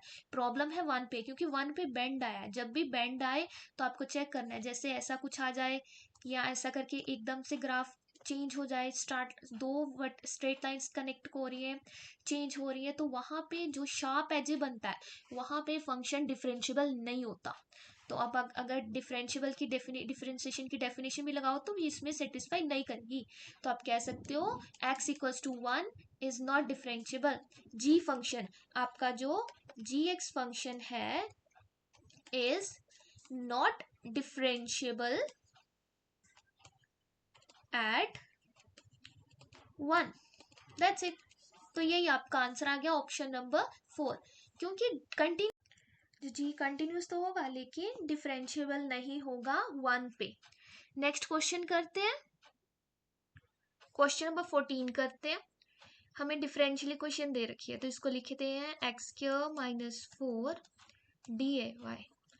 दूसरी टर्म को आप राइट साइड लेके जाओ, y² - 3y इंटू dx। अब सेपरेशन ऑफ वेरिएबल यूज करो, एक्स वाली टर्म सारी एक साइड पे रख लो और वाई वाली टर्म दूसरी साइड भेज दो, तो आपके पास क्या बनेगा 1/x² - 4 इंटू dx। अब आप पार्शियल फ्रैक्शन लगाओगे तो आपके पास फैक्टर्स बन जाएंगे, लीनियर फैक्टर ऐसे, ये dy और ये dy के साथ 3 time y - 3, 1/4 dx over x - 4 -1/4 dx over x plus 4। अब आप इंटीग्रेट कर दो, इंटीग्रेट करोगे क्योंकि इनडेफिनेट इंटीग्रेशन है तो एक कांस्टेंट भी आ जाएगा। इसको आप लिख सकते हो इंटीग्रेट का answer -1/3 log of y plus 1/3 log of y minus 3 ओ या इसका absolute values is equals to 1/4 log of x minus 4 -1/4 log of x plus 4 plus integration constant c। अब आप लॉग की प्रॉपर्टीज से टर्म्स आप कंबाइन करके लिख सकते हो, ये y माइनस 3 ओवर y आ जाएगा और ये 1/4 log of x minus 4 over x plus 4 आएगा प्लस c। अब आप क्या करो, जो कंडीशन गिवन है उसको यूज करो। कंडीशन गिवन क्या है, 4 पे ये आंसर आपको 3/2 देगा, तो x को 4 रखो, y को 3/2, तो ये बन जाएगा 3/2 minus 3 over y is equals to 1/4 log of 4 minus, यहाँ पे ये 2 आएगा ना, 2 राइट, तो ये 2 है ना फैक्टर्स में, तो 4 minus 2 over 4 plus 2 plus c, 4 minus 2 is 2, 2 over 6 1/3। तो लॉग की प्रॉपर्टी से log 1 माइनस log 3, log 1 0 होता है तो अकेला आपके पास नेगेटिव यहाँ पे log 3 आ जाएगा। यहाँ ये टर्म 3/2 जब आएगी, y को आपने 3/2 रखा, ये भी टर्म आपकी -1 और ये 1 कैंसिल हो जाएगी। 1 का मॉड क्या होता है 1, log ऑफ 1 इज 0, तो ये टर्म 0 आ जाएगी। तो यहाँ से आप कह सकते हो आपकी c की वैल्यू आ जाएगी 1/4 log ऑफ 3। अब इस इक्वेशन में आप c की वैल्यू सब्स्टिट्यूट कर दो, इक्वेशन बनेगी 1/3 log of y minus 3 over y equals to 1/4 log of x minus 2 over x plus 2 plus 1/4 log of 3। अब हमें निकालनी कहाँ पे वैल्यू, हमें वैल्यू निकालनी है 10 पे, तो x को आप 10 सब्स्टिट्यूट कर दो यहाँ पे। जैसे ही आप x को 10 सब्स्टिट्यूट करोगे आपके पास ये चीज बन जाएगी 8 और ये 12 प्लस 1/4 log ऑफ 3।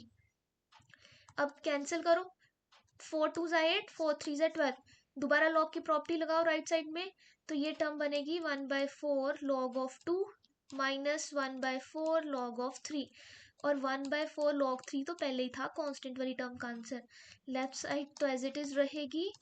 अब जो कैंसिल होता है टर्म उसको हम कैंसिल कर देंगे, तो अब बचेगा क्या, नेक्स्ट हमारे पास आएगा 1/3 log of y minus 3 over y is equals to 1/4 log of 2।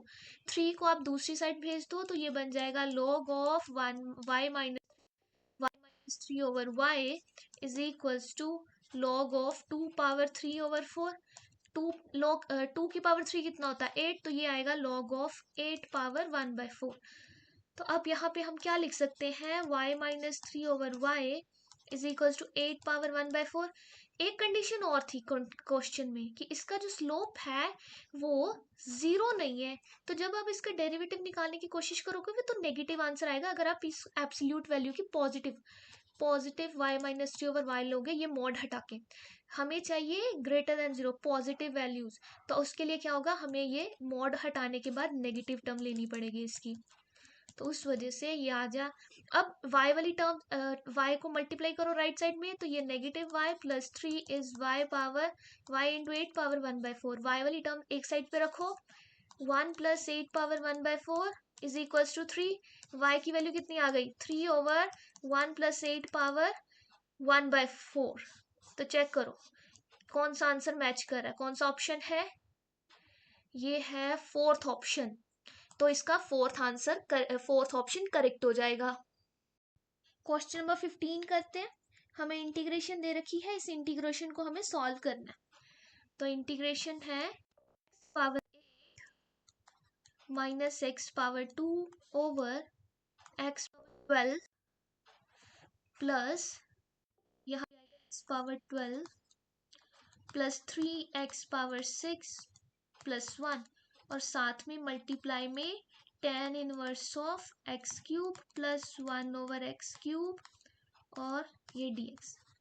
या इसको सॉल्व करने के लिए हम क्या करेंगे, x पावर 6 आप कॉमन ले लो न्यूमिनेटर से भी डिनोमिनेटर से भी, तो जब आप कॉमन लोगे न्यूमिनेटर से भी डिनोमिनेटर से भी तो वो तो कैंसिल हो जाएगी। ये टर्म बचेगी यहाँ पे 2 minus 1/x⁴ dx over x power 6 plus 3 plus 1/x⁴ और साथ में tan इनवर्स वाली टर्म एज इट इज। अब ये टर्म है डिनोमिनेटर में, इसमें इसको आप परफेक्ट स्क्वायर बनाने की कोशिश करो, कंप्लीट स्क्वायर बनाने की कोशिश करो। जब हम कंप्लीट स्क्वायर बनाने चाहेंगे इसे, तो हमें क्या करना होगा, इसमें 2 ऐड करना होगा, 2 ही सब्ट्रैक्ट करना होगा। जो 2 हम ऐड करेंगे वो यहाँ पे कंप्लीट स्क्वायर बनाने में यूज हो जाएगा। जो -2 बचा, -2 और +3 +1 हो जाएगा और साथ वाली term as it is tan inverse of x³ plus 1/x³। अब हम क्या करते हैं, अब हम सब्स्टिट्यूट कर लेते हैं। x³ प्लस 1/x³ को आप t सब्स्टिट्यूट करो। जब आप डेरिवेटिव करोगे तो 3x² माइनस 1/3x⁴ dx, इसकी वैल्यू आ जाएगी dt। अब आप इसमें रखो तो ये आएगा 1/3 dt over t² plus 1 into tan inverse of t। अब आप चाहे तो ऐसे भी सॉल्व कर सकते हो, वरना आप फॉर्मूला लगाओ। फॉर्मूले लगाने के अब सब्स्टिट्यूशन दोबारा से यूज कर लो। tan इनवर्स ऑफ t को आप सब्स्टिट्यूट करो p, तो ये आ जाएगा derivative 1 plus t² of dt is dp। तो यहाँ ये इतनी टर्म क्या है, ये dp हो जाएगी, dp 1/3 ओवर p। इंटीग्रेशन करोगे तो 1/3 log of p, integration constant c। अब p की वैल्यू बैक सब्स्टिट्यूट करो, यहाँ पे p की वैल्यू सब्स्टिट्यूट करोगे तो आपके पास बन जाएगा ये टर्म, फिर t आएगा, t की दोबारा सब्स्टिट्यूट करोगे वैल्यू तो इतनी आ जाएगी। यहाँ तक जब आपने किया तो आप देख सकते हो कोई भी ऑप्शन मैच नहीं करेगा यहाँ से। तो हम क्या करेंगे, हम जो 1/3 है उसको लॉग की प्रॉपर्टी से पावर में शिफ्ट कर देंगे, तो 1/3 पावर में चला जाएगा। तो अब देखो कौन सा ऑप्शन मैच हो रहा है, ऑप्शन नंबर 3 एग्जैक्टली मैच हो रहा है, तो इसका आंसर हो जाएगा ऑप्शन नंबर 3। नेक्स्ट क्वेश्चन करते हैं। क्वेश्चन नंबर 16 है, हमें अल्फा की वैल्यू बतानी है कि इस डिटर्मिनेंट का आंसर 0 आ जाए। तो इसको डायरेक्टली सॉल्व करने की बजाय, एक्सपैंड करने की बजाय हम इस यहाँ पे पहले ऑपरेशंस लगा लेंगे। तो हम यहाँ पे पहले तो लिख लेते हैं ये मैट्रिक्स सारी, 3/2, ये 1 2 अल्फा प्लस 3 1/3 3 अल्फा प्लस 1, ये 0 है, ये अल्फा प्लस 1/3 है। हम कॉलम नंबर 3 पे ऑपरेशंस लगा रहे हैं, एलिमेंट्री ऑपरेशन। क्या करेंगे, कॉलम 3 में से हम सब्ट्रैक्ट करेंगे alpha times c1 plus c2। तो आपके पास अब न्यू मैट्रिक्स क्या बन जाएगी, 1 1 2 अल्फा प्लस 3, क्योंकि हमने ना ही कॉलम 1 को चेंज किया, कॉलम 2 को चेंज नहीं किया, तो वो तो पहले एज इट इज ही लिख देंगे। ये टर्म एज इट इज आ गई। अब कॉलम 3 में चेंजेस हुई हैं, अगर आप ये ऑपरेशन लगाते हो तो ये टर्म आपकी 0, ये भी 0, और ये बन जाएगी negative time 2 alpha time alpha alpha square plus 3 alpha, इसमें ऐड हो जाएगा 3 अल्फा प्लस 1। अब आप इसको लिखने की कोशिश करते हैं कि क्या आएगा, 1 1 1 2 अल्फा प्लस 3, यहाँ पे है 3/2 1/3 3 alpha plus 1 0 0, negative 2 time alpha square plus 3 alpha और 3 अल्फा प्लस 1। अब इस लास्ट कॉलम में एक एंट्री नॉन जीरो है, तो आप उसके कॉरस्पॉन्डिंग एक्सपैंड कर दो इसका डिटर्मिनेंट, तो ये बनेगा -2 time alpha square plus 6 alpha plus 1, और ये हमें 0 के इक्वल प्रूफ करना है। ये कॉलम छोड़ के, ये रो छोड़ के, अंदर टर्म बचेगी 1 माइनस 1 इंटू 1/3 माइनस 3/2, ये चीज चाहिए 0।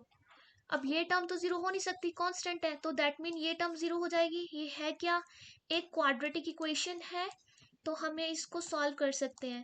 हम क्वाड्रेटिक रूल यूज कर रहे हैं इसको सॉल्व करने के लिए, तो -6 plus minus root of 36 -4 into 2 into 1 over 2 times a, तो -6 plus minus square root of 36 -8 over two ज़ा, यहाँ पे एक तो और भी आएगा 4, तो ये क्या बन गया -6 plus minus root of 28 over 4।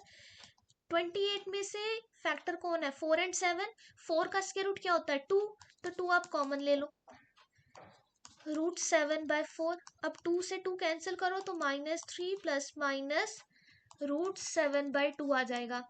अब ये वैल्यू जब चेक करोगे एक वैल्यू आएगी 0.1 नेगेटिव 0.1 समथिंग और दूसरी आएगी नेगेटिव 0.2 समथिंग, तो वो वैल्यूज किस लाइन इंटरवल में लाई करिए, हमें -2 से लेके नेगेटिव 0 समथिंग चाहिए। तो देखो कौन सा इंटरवल है, सेकंड ऑप्शन में जो इंटरवल दे रखा है -3 से 0, तो हमारी जो वैल्यूज है अल्फा की वो इस इंटरवल में लाई कर रही है, तो ऑप्शन नंबर 2 इसका करेक्ट हो जाएगा। क्वेश्चन नंबर 17 करते हैं। ए और बी दो फाइनाइट सेट है, ए सेट आ गया और बी सेट आ गया। ए सेट में टोटल नंबर ऑफ एलिमेंट्स है m और बी सेट में एलिमेंट्स है n, टोटल कार्डिनैलिटी भी बोल सकते हो आप इसे।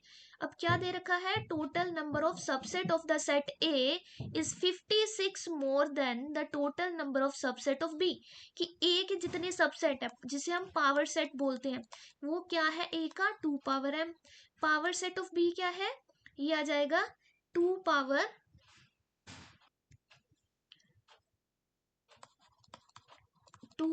n। अब देर क्या रखा है कि जो 2 पावर m है वो 2 पावर n में अगर आप 56 ऐड करोगे तो बनेगा, और यहाँ से m क्या है ग्रेटर देन n, तो आप 2 वाली टर्म 2 पावर वाली टर्म्स आप एक साइड पे ले जाओ।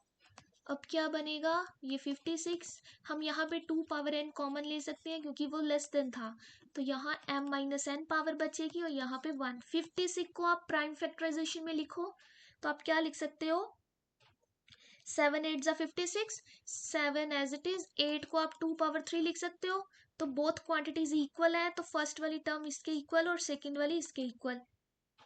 जब 2 पावर n को आप 2 पावर 3 से इक्वल करोगे तो n की वैल्यू कितनी आ गई 3, तो n अगर जैसे ही 3 आया आप इसमें रखो n की value 3, 2 power m minus 3 minus 1 ये कितना है 7, 1 को दूसरी तरफ भेज दो, 7 + 1 8 हो जाएगा, 2 पावर m माइनस 3, तो 8 को हम क्या लिख सकते हैं 2 पावर 3, तो 2 पावर m माइनस 3 2 पावर 3 के इक्वल है, तो m माइनस 3 आ जाएगा 3, m की वैल्यू आ गई 6, m 6 आ गया एंड 3 आ चुका है, तो पॉइंट जो है वो आया mn, तो ये पॉइंट बन गया हमारा 6,3। तो हमें क्या बताना है, P पॉइंट का और Q पॉइंट का डिस्टेंस बताना है। Q पॉइंट है -2 -3, डिस्टेंस फॉर्मूला लगा देंगे हम QP पे, it is the square root of difference of the terms, -2 -6 -8 का स्क्वायर, -3 का स्क्वायर, 8 8 जा 64, ये आ जाएगा -3 और -3 -6 का स्क्वायर 36, और टर्म क्या बनी 10 100 का स्क्वायर रूट 10, तो डिस्टेंस आ जाएगा 10, तो थर्ड ऑप्शन इसका करेक्ट हो जाएगा। अब नेक्स्ट क्वेश्चन पे मूव करते हैं। क्वेश्चन क्या दे रखा है, gx फंक्शन ऐसा डिफाइन किया है, फंक्शन f के बारे में हमें ये चीज दे रखी है, किस इंटरवल में 0 से 3 के बीच में, और g डिक्रीजिंग होगा 0 से अल्फा में, इंक्रीजिंग होगा अल्फा से 3 में, तो हमें बताना है 8 टाइम अल्फा क्या होगा। तो यहां से देखो, जब भी आपको कोई फंक्शन इंक्रीजिंग प्रूव करना है, सपोज करो g को इंक्रीज प्रूव करना है, g इज इंक्रीजिंग, तो तब क्या होगा, g का जो डेरिवेटिव होगा हमें ग्रेटर देन 0 चाहिए होता है, तो g का डेरिवेटिव ये ग्रेटर देन 0 होगा, तो g का डेरिवेटिव करो पहले, g है क्या, gx फंक्शन है 3 time f of x/3 plus f of 3 minus x, derivative करोगे तो g derivative x which is 3 time derivative of x/3 into 1/3 plus derivative of f 3 minus x into -1, ये 3 से ये 3 कैंसिल हो जाएगा, तो बचेगा क्या, F derivative of x by 3 minus F derivative eight 3 minus x, ये है जी डैश। हमें चाहिए इंक्रीजिंग के लिए, पहले हम इंक्रीजिंग के लिए चेक करें, तो ये टर्म हमें चाहिए ग्रेटर देन 0, तो that mean F derivative eight x by 3 minus F derivative eight 3 minus x greater than 0 चाहिए। ये टर्म आप दूसरी साइड भेज दो तो आपके पास क्या बनेगा, ये टर्म बन गई। अब जो दे रखा था उस पे आओ, क्या दे रखा था, double derivative of the function, अगर फंक्शन का डबल डेरिवेटिव ग्रेटर देन 0 है तो दैट मीन फंक्शन का फर्स्ट डेरिवेटिव इंक्रीजिंग होगा। इंक्रीजिंग का क्या मतलब, अगर आपके पास फंक्शन कहीं पे x1 पे ग्रेटर देन है किसी अदर फंक्शन x2 की बजाय, तो यहाँ से ये प्रूव होता है कि x1 जो है वो ग्रेटर देन होगा x2 से। मतलब अगर x1 बड़ा है x2 से तो फंक्शन की वैल्यू x1 पे बड़ी आएगी फंक्शन की वैल्यू x2 से, तो ये फंक्शन तो इंक्रीजिंग है, इस वजह से हम ये लिख रहे हैं, राइट। तो इसने हमने लिखा x by 3 is greater than 3 minus x, तो यहाँ से आप करके देखो x की वैल्यू क्या आएगी, x is greater than 9 minus 3x, तो ये 4x is greater than 9, x is greater than 9 by 4, कि अगर x ग्रेटर देन 9 बाई 4 हुआ तो gx इंक्रीज करेगा। डिक्रीजिंग के लिए भी आप चेक करोगे तो वहां पे x लेस देन आ जाएगा 9 बाई 4, तो हमारा जो इंटरवल दे रखा है इंक्रीजिंग के लिए अल्फा से 3 का था, तो अल्फा आपका आ चुका है 9 बाई 4, इसमें आपका फंक्शन जी इंक्रीज करेगा और 0 से 9 बाई 4 में डिक्रीज करेगा। हमें चाहिए वैल्यू 8 टाइम्स अल्फा की, दो अल्फा की वैल्यू आ 9 बाई 4, तो ये 4 1 जा 4, 4 2 जा 8, 9 2 जा 18, तो 18 आया है। चेक करो 18 कौन सा ऑप्शन है, फर्स्ट ऑप्शन, तो इसका फर्स्ट ऑप्शन करेक्ट हो जाएगा। नेक्स्ट क्वेश्चन नंबर 19 है, देखो हमें फंक्शन दे रखा है एफ एक्स, ये है 2x plus 3 over 2x plus 1, जी एक्स फंक्शन दे रखा है absolute value of x plus 1 over 2x plus 5, हमें निकालना क्या है, composition of the function g of f, इस फंक्शन की डोमेन क्या होगी। इस फंक्शन को जब आप लिखोगे तो हम क्या लिखेंगे, function f then g function, g क्या है absolute x plus 1 over 2x plus 5, इसकी डोमेन, इस टोटल फंक्शन की डोमेन वही होगी जो आप यहाँ पे सब्स्टिट्यूट कर सकते हो। तो आप चेक करो यहाँ आप क्या क्या सब्स्टिट्यूट कर सकते हो। हाँ यहाँ है mod x plus 1 over 2x plus 5, तो चेक करो यहाँ आपका कौन सा ऐसा पॉइंट है जिसपे ये प्रॉब्लम क्रिएट करेगा। आप कोई भी वैल्यू पुट करो, न्यूमिनेटर में कोई प्रॉब्लम नहीं है, लेकिन डिनोमिनेटर किसी पॉइंट पे 0 हो रहा है, तो वो चेक करो डिनोमिनेटर किस पॉइंट पे 0 हो रहा है। 0 होने के लिए 2x को -5 होना पड़ेगा, x को -5/2 होना पड़ेगा। जैसे ही x -5/2 होगा हमारा ये न्यूमिनेटर 0, डिनोमिनेटर 0 हो जाएगा और टोटल ये टर्म डिफाइंड ही नहीं बनेगी। अगर ये डिफाइंड ही नहीं बनी तो डोमेन में कैसे आएगा, तो दैट मीन हमें इस पूरे रियल नंबर्स में से ये पॉइंट हटाना होगा ताकि इस फंक्शन की डोमेन हम लिख सकें। तो domain of f of g is equals to all real number minus ये एक नंबर है -5/2, इसको माइनस कर दो, तो ऑप्शन कौन सा, फोर्थ ऑप्शन, ये आपका करेक्ट हो जाएगा। नेक्स्ट क्वेश्चन करते हैं, हमें आर एक रीजन दे रखा है जो इन दोनों लाइन के बीच में है और रीजन को कंटेन कर रहा है, तो ये कौन सा रीजन है, ये वाला रीजन आएगा आपका। इसमें कोई पॉइंट लेना है आपने, a² a+1, ये पॉइंट है इस रीजन में। बताना क्या है, ऐसी सारी वैल्यूज जो इसके अंदर आएंगी, a की ऐसी वैल्यू जो इस पॉइंट को बेसिस पे इसके अंदर आएंगी। तो L1 जो आपको लाइन दे रखी है, L1 लाइन वो आपके पास है, आप चेक कर, एक L1 और एक L2 है, तो हमारे पास एक है 3x minus y plus 1 equals to 0, ये लाइन है, आप इसे L2 अज्यूम कर सकते हो, कोई बात नहीं।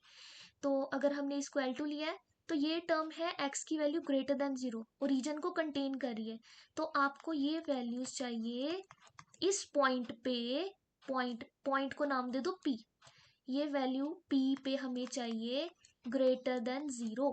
तो अगर हम इस लाइन में a पॉइंट रखते हैं तो हमें ग्रेटर देन 0 चाहिए। तो 3 टाइम x की वैल्यू a स्क्वायर है, y की वैल्यू a प्लस 1 है, ये चाहिए ग्रेटर देन 0।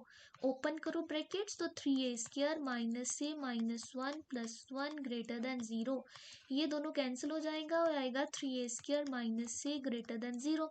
फैक्टर्स क्या बन रहे हैं, a 3a माइनस 1। अब ये आप चेक कर सकते हो लाइन लगा के, यहाँ पे आप a की कौन कौन सी पॉसिबिलिटी है, a या तो 0 होएगा, a या 1/3 है। हमें चाहिए कौन सा a है जिसके लिए इन दोनों का प्रोडक्ट ग्रेटर देन 0 आए।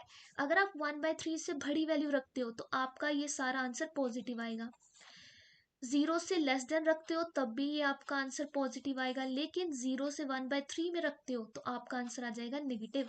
हमें क्या चाहिए, हमें वो चाहिए जिसमें ग्रेटर देन 0 था। तो पॉजिटिव वाली टर्म्स कौन कौन सा इंटरवल है, नेगेटिव इन्फिनिटी से 0 यूनियन 1/3 टू इन्फिनिटी।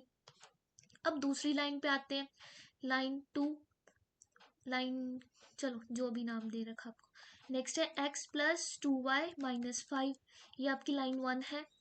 इसमें जो x वैल्यूज है इसमें वो लेस देन वाली साइड में जा रही है, तो हमें उस पॉइंट पे, इस लाइन पे जो पॉइंट है हमारा p पॉइंट वो लेस देन 0 होना चाहिए।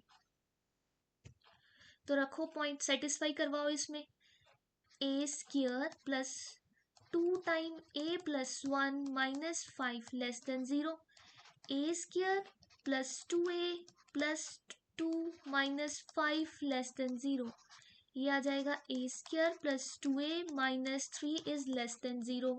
तो कौन कौन से वैल्यूज आ रही हैं, फैक्टर्स बनाओगे, अगर आप फैक्टर्स बनाओगे तो आपके पास आएगा a प्लस 1, a आएगा plus 1, that mean a plus 1 is a factor और a minus 3 is a factor.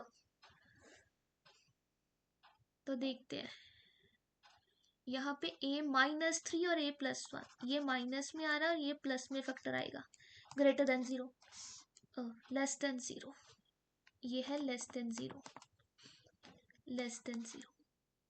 तो देखो ये -3, यहाँ पे 1, x की आप कौन सी वैल्यू रखो, a की कौन सी वैल्यू रखो कि आपका आंसर इन दोनों का प्रोडक्ट करने से लेस देन 0 आए। अगर आप 1 से बड़ी वैल्यू रखते हो तो आपका आंसर पॉजिटिव आएगा, -3 से लेस रखते हो तो अब भी आपका पॉजिटिव आंसर आएगा, लेकिन आप -3 से 1 के बीच में रहते हो तो आपका आंसर आएगा नेगेटिव। हमें चाहिए नेगेटिव, तो कौन क्या आ सकता है यहाँ पे आप लिख सकते हो इंटरवल आ रहा है -3 से 1। अब इन दोनों इंटरवल्स को कंबाइन करो, एक इंटरवल ये था, एक इंटरवल ये है, दोनों में कॉमन वैल्यूज जो आएंगी हमें वही लेनी है। तो पहले पूरी लाइन ड्रॉ कर लेते हैं, जो हमारे पॉइंट्स हैं उनको ड्रॉ करेंगे। एक है -3, 0, 1/3 एंड 1। एक तो हमें चाहिए 0 से इस साइड, ये फर्स्ट वाले इंटरवल्स हैं। दूसरे इंटरवल्स आए हैं हमारे, उसके लिए -3 से 1। तो दोनों में जो कॉमन सोल्यूशन होगा वही लेना है हमें। तो कॉमन है, देखो किस किस में है, -3 से 0, एक तो ये आया है क्योंकि इसमें दोनों लाइंस कवर आ रही हैं, और 1/3 से 1, एक ये कवर हो रहा है। तो आपका इंटरवल आएगा -3 से 0 यूनियन 1/3 से 1। तो ऑप्शन चेक करो कौन सा मैच हो रहा है, सेकंड ऑप्शन इसके साथ मैच हो रहा है, तो आपका आंसर आ जाएगा ऑप्शन नंबर 2। ऑलराइट, तो क्वेश्चन करते हैं। हमारे पास दे रखी है ये इक्वेशन, हमें इसमें चाहिए कि हम इसमें 2 की पावर x की पावर 2012 जो है उसका कोफिशिएंट क्या आएगा वो टर्म ढूंढनी है हमें। तो हम इसको ऐसा लिख सकते हैं 1 - x power 2008, 1 + x + x square power 2007।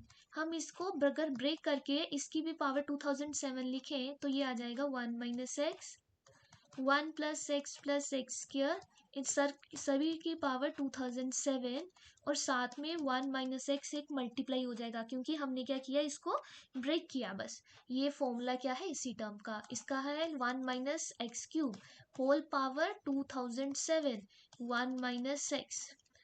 और ये पावर यहाँ पे कितनी आ जाएगी 1। मल्टीप्लाई करो तो 1 से मल्टीप्लाई करोगे तो ऐसा ही रह जाएगा। अब नेक्स्ट टर्म में हम नेगेटिव x से मल्टीप्लाई करवा रहे हैं, 1 माइनस एक्स क्यूब पावर 2007। अब यहाँ पे बाइनोमियल एक्सपेंशन लगा के आप ओपन करोगे तो 2007 C ऑफ R1, इसमें जो कोफिशिएंट आएगा x की पावर उसमें भी हमें 2012 चाहिए, इसमें जो आए उसमें भी हमें 2012 चाहिए। तो हम इसको R1 ले रहे हैं coefficient, minus x power 3 and whole power है 2007। यहाँ पे हमें नहीं पता रेडियस आर पावर क्या लेंगे कि हम आ जाए, तो हमने R1 ही ले लिया। माइनस इस यहाँ चेक करेंगे तो 2007 आप नेगेटिव टर्म को लिख लोगे तो इसके बाद 2007 CR2, ये minus x as it is छोड़ दो, हमें यहाँ चाहिए पावर 2000, ये टर्म आ जाएगी 1 और नेगेटिव एक्स क्यूब इसकी पावर R2, राइट। अब देखो हमें क्या चाहिए, यहाँ से पावर चाहिए, ये जो 3R1 है ये हमें चाहिए 2012, और यहाँ से एक x तो मल्टीप्लाई हो रहा है तो बाकी 3 टाइम R2 चाहिए 2011। तो यहाँ से R2 जो है वो 2011 बाय R आ जाएगा, जो कि एक रियल नंबर नहीं है और नेचुरल नंबर नहीं है। हमें क्यों चाहिए, क्योंकि आर क्या होती है, टर्म। टर्म तो एक नेचुरल नंबर होती है, तो टर्म तो नहीं आई है, यहाँ से हमें R2 मिला ही नहीं, मतलब इस टर्म से 2x की पावर 2012 है ही नहीं। यहाँ देखोगे तो R1 इज 2012 ओवर 3, ये भी एक नेचुरल नंबर नहीं है, तो मतलब यहाँ पे भी हमें R की वैल्यू नहीं मिल रही। तो यहाँ से कह रहे हैं कि अगर आप इसको एक्सपैंड करो तो यहाँ किसी भी टर्म की पावर 2012 नहीं आएगी, तो हमें तो उसका कोफिशिएंट बताना था, तो कोफिशिएंट क्या आ जाएगा 0। नेक्स्ट करते हैं। अब क्वेश्चन में क्या दे रखा है, एक सर्कल है, इस ऐसी इक्वेशन है, जब भी सर्कल की इक्वेशन ऐसी हो तो उसमें सेंटर क्या होता है सर्कल का, ये अल्फा बीटा सेंटर्स आ जाएंगे, रेडियस क्या आ जाएगा √50। √50 को आप क्या लिख सकते हो 5 टाइम √2, राइट। तो देखते हैं, यहाँ पे एक कोई सर्कल आ जाएगा, सर्कल का सेंटर आ गया और एक लाइन इसको कट कर रही है, टच कर रही है किसी पॉइंट पे, तो ये एक लाइन जो है इसको टच करिए किसी पॉइंट पे, लाइन क्या है y plus x equals to 0। तो सेंटर का जो परपेंडिकुलर डिस्टेंस होगा वो रेडियस होता है, रेडियस हमें दे रखा है 5√2, सेंटर के कोऑर्डिनेट हमने ले लिया अल्फा बीटा, और ये पॉइंट है, ये लाइन है, तो परपेंडिकुलर डिस्टेंस का फॉर्मूला लगाओ, alpha into 1 is alpha plus beta into 1 is beta over 1 square plus 1 square का स्क्वायर रूट, ये रेडियस होगा, रेडियस दे कितना रखा है 5√2। अगर आप इसे ओपन करते हो तो alpha plus beta is equals to 5√2 multiply by √2, क्या हुआ, ये जो टर्म आएगी √2 इसको मैंने राइट साइड भेज दिया, तो ये आ जाएगा 10। हमें चाहिए अल्फा प्लस बीटा का स्क्वायर, तो आप स्क्वायरिंग कर दो तो ये आ जाएगा 100, तो आपका आंसर क्या आ जाएगा 100। नेक्स्ट करते हैं, क्वेश्चन नंबर 24 है, डिफरेंशियल इक्वेशन दे रखी है dy over dx equals to x plus y minus 2 over x minus y. हम इसको सॉल्व करेंगे सब्स्टिट्यूशन से, हम स्मॉल x को सब्स्टिट्यूट कर रहे हैं capital x plus 1, small y को सब्स्टिट्यूट कर रहे हैं कैपिटल y, यहाँ पे कैपिटल y प्लस 1। जब आप सब्स्टिट्यूट कर दोगे तो यहाँ से क्योंकि ये होमोजीनियस बन जाएगी तो हम कैपिटल y को सब्स्टिट्यूट कर देंगे v टाइम्स x, अगर v टाइम x किया तो dy बाई dx आ जाएगा capital v small v plus x dv by dx। अब वैल्यूज रख दो यहाँ पे, ये आएगा v plus x dv over dx is equals to 1 minus v over 1 plus v. अब v वाली टर्म एक साइड पे भेज दो और एलसीएम ले लो, आपके पास बचेगा 1 minus v plus v square over ये बचेगा, यहाँ पे प्लस है यहाँ पे माइनस आएगा, ऑलराइट। तो नीचे आ जाएगा 1 माइनस वी, ये कैंसिल हो जाएगा और बाकी बचा 1 plus v square over 1 minus v, x times d v over d x. अब हम क्या करेंगे, वेरिएबल्स को सेपरेट कर देंगे। तो 1 minus v over 1 plus v square into d v equals to 1 by x into d x. यहाँ integrate कर दो बोथ साइड, क्योंकि इनडेफिनेट इंटीग्रेशन है तो इंटीग्रेशन कांस्टेंट भी आएगा साथ में। तो ये आ जाएगा tan inverse of v plus, और यहाँ पे माइनस है तो माइनस आ जाएगा, -1/2 natural log of 1 plus v square equals to, right side जो टर्म है उसका इंटीग्रेट का आंसर आएगा log of x plus c. अब आप वैल्यू सब्स्टिट्यूट कर दो, v की वैल्यू रखो, कैपिटल Y की रखो, कैपिटल X की रखो, तो ये बन जाएगा y minus 1 over x minus 1 minus half log of 1 plus y minus 1 x minus 1 whole square equals to log of x minus 1 का मॉड प्लस सी। हमें एक कंडीशन दे रखी थी कि ये पास कर रहा है 2,1 से, मतलब 2,1 कोऑर्डिनेट इसको सेटिस्फाई करेगा। x को आप 2 सब्स्टिट्यूट करो, x 2 सब्स्टिट्यूट करना और y आपका 1। जैसे ही आप y 1 रखोगे तो ये बन जाएगा tan इनवर्स ऑफ 0। अगर आप यहाँ पे 1 रखोगे तो ये tan, यहाँ पे 1 plus 0 equals to log of 2 minus 1, ये भी 1 प्लस सी। लॉग 1 कितना होता है 0, ये भी 0, ये भी 0, तो आपके पास बचा क्या c क्या आ जाएगा, c आ गया 0। तो हमारे पास एक इक्वेशन है tan inverse of y minus 1 over x minus 1 minus half natural log of 1 plus y minus 1 x minus 1 square equals to log of x minus 1 plus c. अब सी तो हमारा 0 आ गया ना। अब कंपेयर करो जो उसने दे रखा था, अगर वो कह रहा है 1 बाय, ये टर्म आपकी 1 बाय बीटा है तो बीटा कितना आ गया 2। अब ये नेचुरल लॉग के बाद वाली टर्म जो है उसने अल्फा ले रखी है, यहाँ पे हमारा कितना आ रहा है 1, तो अल्फा की वैल्यू 1 हो गई। हमें वैल्यू निकालनी किसकी है 5 टाइम बीटा प्लस 1, तो वैल्यू रखोगे तो 5 इंटू 2 प्लस 1 तो आ जाएगा 11, तो 11 इसका आंसर हो जाएगा। तो देखो हमें क्या दे रखा है, मीन दे रखा है और स्टैंडर्ड डेविएशन दे रखा है। मीन जो दे रखा है वो होता है टोटल नंबर ऑफ टर्म्स का sum divide by number of terms, ये उसने दे रखा है 12। अगर इसको हम लिखें तो ये summation of x I, total terms है हमारे पास 15, ये वैल्यू आ जाएगी 12। तो यहाँ से ये समीशन ऑफ टर्म्स आ जाएगा, सम ऑफ टर्म्स आ जाएगा 180। टोटल टर्म्स कितनी थी 15, तो इसका मतलब ये आई की वैल्यू 1 से 15 तक वेरी करेगी। तो ये इतना आ गया। अब और क्या दे रहा, और ये भी चीज दे रखी है कि हमने मिस रीड किया है इस एक वर्ड को, 10 रीड कर लिया लेकिन आना क्या था 12, तो दैट मीन जो सम है वो डिफरेंट हो जाएगा। यहाँ आप लिखो जो मीन है, मीन को आप म्यू ज्यूम कर रहे हो यहाँ पे, यस, तो ये भी म्यू मीन हो गया। हमें अब ओरिजिनल निकालना है, करेक्ट वाला। करेक्ट मीन आ जाएगा, जो पहले मीन था वो सम ऑफ द टर्म्स, उसमें हमने 10 रीड कर लिया, हम इसलिए 10 सब्ट्रैक्ट कर रहे हैं, आना क्या था 12, तो इसलिए हमने 12 ऐड कर दिया। नंबर ऑफ टर्म्स तो सेम ही रही 15, तो ये आप सॉल्व करोगे तो आपके पास आ जाएगा 182 ओवर 15। अब और क्या दे रखा है हमारे पास, वेरिएंस। वेरिएंस क्या होता है, स्टैंडर्ड डेविएशन का स्क्वायर, तो स्टैंडर्ड डेविएशन का स्क्वायर करोगे तो वेरिएंस आ जाएगा। तो स्टैंडर्ड डेविएशन है formula summation of x i square over number of terms minus mu square. Mu हम निकाल चुके हैं यहाँ से, तो आप यहाँ पे वैल्यूज रखोगे तो वैल्यूज क्या आ जाएगा, ये आएगा 9 plus 144 equals to the summation of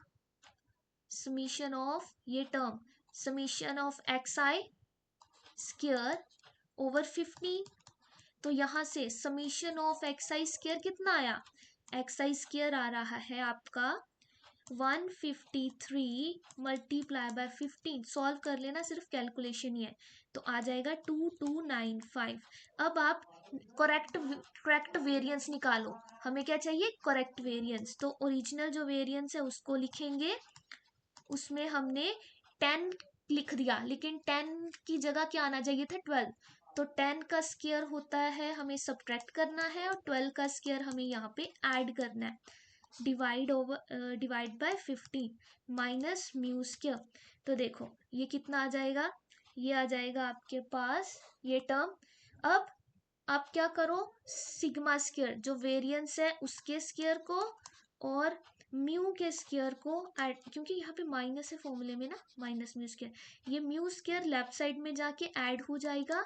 तो अब आपके पास टर्म बन जाएगी 2295 प्लस यहाँ पे 12 है, तो 12 100 स्क्वायर इज 1000, और इसमें से सब्ट्रैक्ट करके 1 ये कहला 44 ऐड में ओवर 15।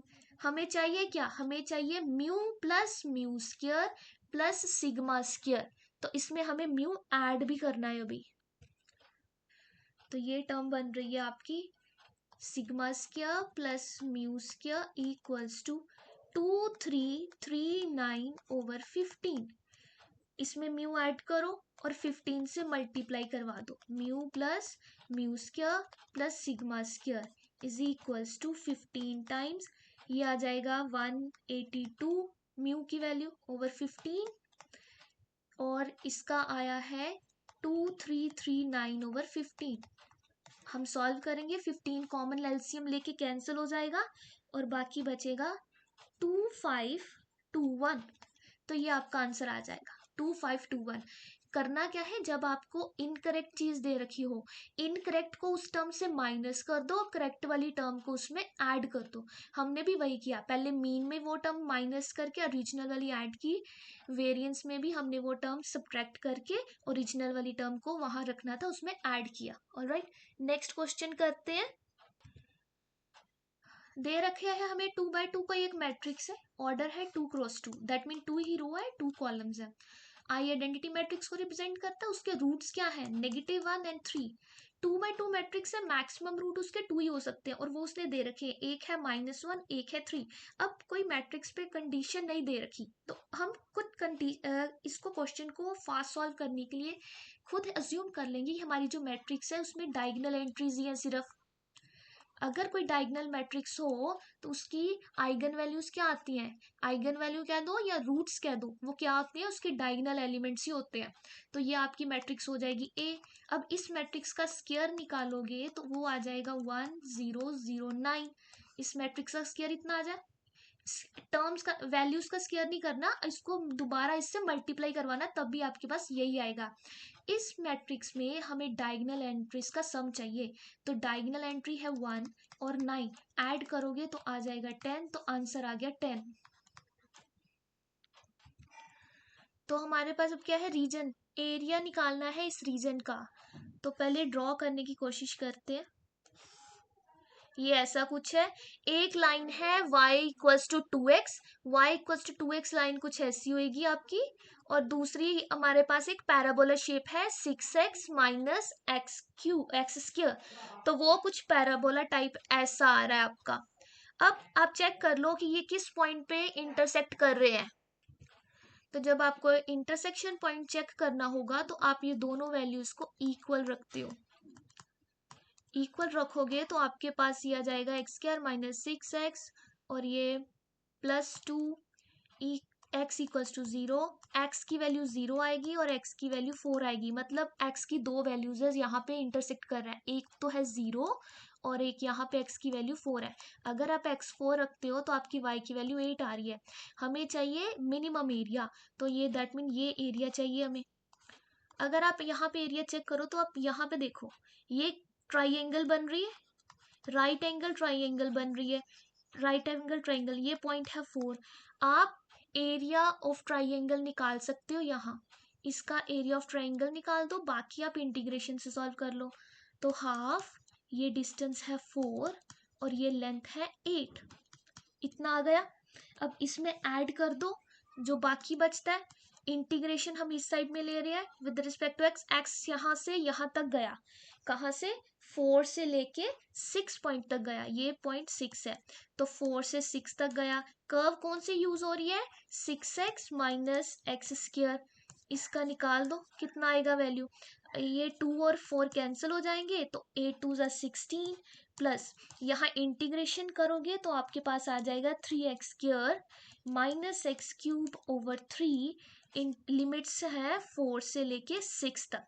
अब यहाँ पे सॉल्व करेंगे पावर इंटीग्रेशन की लिमिट्स फिल करके, अगर आप इंटीग्रेशन की लिमिट्स रखते हो तो आपके पास आ जाएगा 16 प्लस ये 3 टाइम ये वैल्यू आएगी तो 3 टाइम्स 36 माइनस 16, अब ये लोअर लिमिट रखोगे तो -1/3 216 आएगा और 8 8 64, तो यहाँ से 64, ये को सॉल्व करते हैं 16 प्लस 60 माइनस 152/3, अब ऐड करो और इसमें से सब्ट्रैक्ट कर दो, ये आ जाएगा 16 प्लस 28/3। हमें क्या चाहिए 12 टाइम्स ए चाहिए, तो 12 टाइम्स ए, ये वैल्यू आ जाएगी 304, ये आपका आंसर आ गया।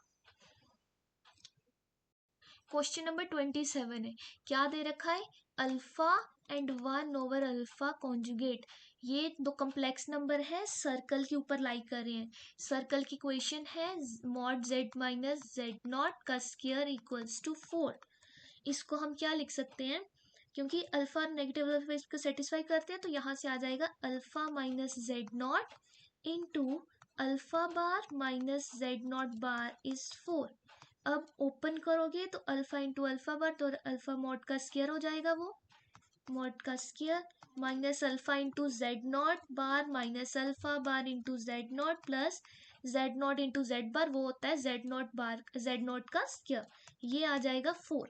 यहाँ से आप अल्फा मॉड का स्क्वायर देखोगे तो वो आ जाएगा negative alpha z0 bar minus alpha bar z0 equals to 2।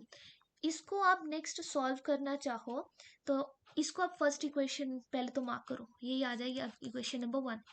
दूसरी इक्वेशन क्या है, वो है 16 वाली, कि वो 1/अल्फा जो है इसको सेटिस्फाई कर रहा है तो वहां पे रखो, वहां पे 1/अल्फा बार माइनस z0 के मॉड का स्क्वायर इज इक्वल्स टू 16, यहाँ से क्या लिख सकते हो 1 minus alpha bar into z0 1 minus alpha into z0 बार, ये आ जाएगा 16 टाइम्स अल्फा बार का 16 टाइम अल्फा, ये टर्म आएगी आपकी 16, तो हमें चाहिए यहाँ से क्योंकि 1 ये सारी टर्म के नीचे अल्फा बार का स्क्वायर होगा तो वो टर्म दूसरी साइड चली जाएगी अल्फा स्क्वायर, तो हम क्या कर सकते हैं मल्टीप्लाई करेंगे 1 into 1 1 minus alpha z0 bar minus alpha bar z0 plus alpha mod का स्क्वायर आ जाएगा क्योंकि दूसरी टर्म z0 बार आ जाएगी, और ये टर्म बनेगी यहाँ पे alpha square into 2 is equals to 16 into alpha bar का स्क्वायर, ये आपकी इक्वेशन नंबर 2 आ गई। अब equation number 1 and equation number 2 को सॉल्व करेंगे तो -1 माइनस अल्फा बार का स्क्वायर अल्फा मॉड का square is equals to 2 minus 16 into alpha mod का स्क्वायर, जो अल्फा वाली टर्म्स है वो एक साइड पे रख लो आप, तो 16 माइनस 1 15, 15 टाइम्स अल्फा मॉड का स्क्वायर आ जाएगा 1, 2 प्लस 1 इज 3, 1 प्लस 2, तो ये 3 टाइम्स आ गया। हमें कितनी चाहिए, हमें वैल्यू चाहिए 100 टाइम्स अल्फा मॉड का स्क्वायर, तो अल्फा मॉड का स्क्वायर है 15 डिवाइड कर दो पहले, तो हमें अब 100 चाहिए तो 100 से मल्टीप्लाई भी करवा दो, 3 5 ज़ा 15, 5 और 20 20 इंटू 5 इज 100, तो आंसर आ गया आपका 20, तो 20 इसका आंसर आ जाएगा। क्वेश्चन करते हैं, हमें दे रखा है the sum of the squares of all real values of alpha, कि अल्फा की जो जो वैल्यूज आ सकती हैं उसका सम करना है और स्क्वायर करना है फिर सम करना है, तो दैट मीन ये क्या कह रहा है, हमें निकालना है समीशन ऑफ अल्फा स्क्वायर। कहाँ के, ये तीन लाइंस हैं। अब ये भी चीज दे रखी है, ये तीनों लाइंस एक ट्राइंगल नहीं बना रही, तो ये कंडीशन इंपॉर्टेंट है, ये जो दे रखी है। तो अगर जो तीनों लाइंस है इंटरसेक्टेड के लाइन नहीं बना रही, तो दैट मीन या तो वो उनमें से दो लाइन पैरेलल हो सकती है, और दूसरी कंडीशन है कि दोनों लाइंस कॉन्करेंट हो सकती हैं, कॉन्करेंट हो सकती हैं। तो हम कंडीशंस दोनों ही दे लिखते हैं कि अगर दोनों पैरेलल हुई तो हम कंडीशन कोफिशिएंट्स इक्वेट करते हैं, रेशियोज। तो 2/अल्फा इज इक्वल्स टू -1/2। तो यहाँ से अल्फा की वैल्यू आ रही है -4। सेकेंड लाइन के साथ कम रेशियो लेते हैं तो 6/अल्फा 3/2। तो ये आ जाएगा 3/2 है ना यहाँ पे। तो 3 2 6, 2 2 4। तो यहाँ से अल्फा की वैल्यू 4 आ रही है। अब दूसरा केस क्या है, जब वो कॉन्करेंट होगी। कॉन्करेंट होगी तो जब आप इन तीनों के तीनों जो लाइंस हैं इनके कोफिशिएंट की मैट्रिक्स बनाओगे, उसका डिटर्मिनेंट 0 होगा। ये कंडीशन है फॉर द कॉन्करेंट। तो कोफिशिएंट्स लिखो 2 -1 3। तो यहाँ पे नेक्स्ट टर्म आ जाएगी आपके पास, +3 है तो +3 ले लो, 6 3 and 1 अल्फा 2 -2। तो डिटर्मिनेंट निकालते हैं, फर्स्ट रो से एक्सपैंड करेंगे 2 times -6 -2 +1 -12 minus alpha +3 12 -3 alpha equals to 0। अब यहाँ ओपन करोगे तो -16 -12 minus alpha +36 -9 alpha equals to 0। तो -10 अल्फा इज इक्वल्स टू -36 +12 +16। ये आ जाएगा -36 +28 -10 अल्फा। अल्फा की वैल्यू आ जाएगी 8/10।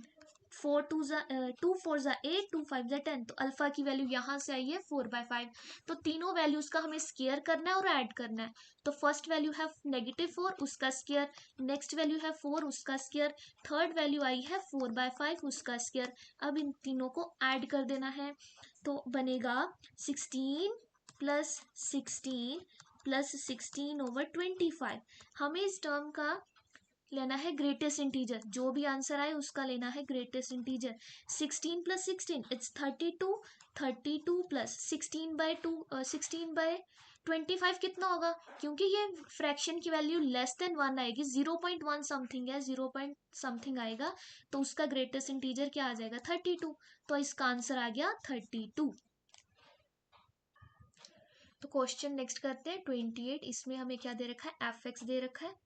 f(x) की वैल्यू है integration from 0 to x gt into log of e 1 - t and over 1 + t। ये दे रखा है कि जो gt फंक्शन है वो ऑड है। हम एक बार ये चेक कर लेते हैं कि ये क्या फंक्शन है, ये इवन है या ऑड है। आपने इसको मान लिया ux function, log e 1 - t over 1 + t। इसमें आप x को -x रिप्लेस करोगे, क्योंकि हमें चेक करना है ऑड है या इवन।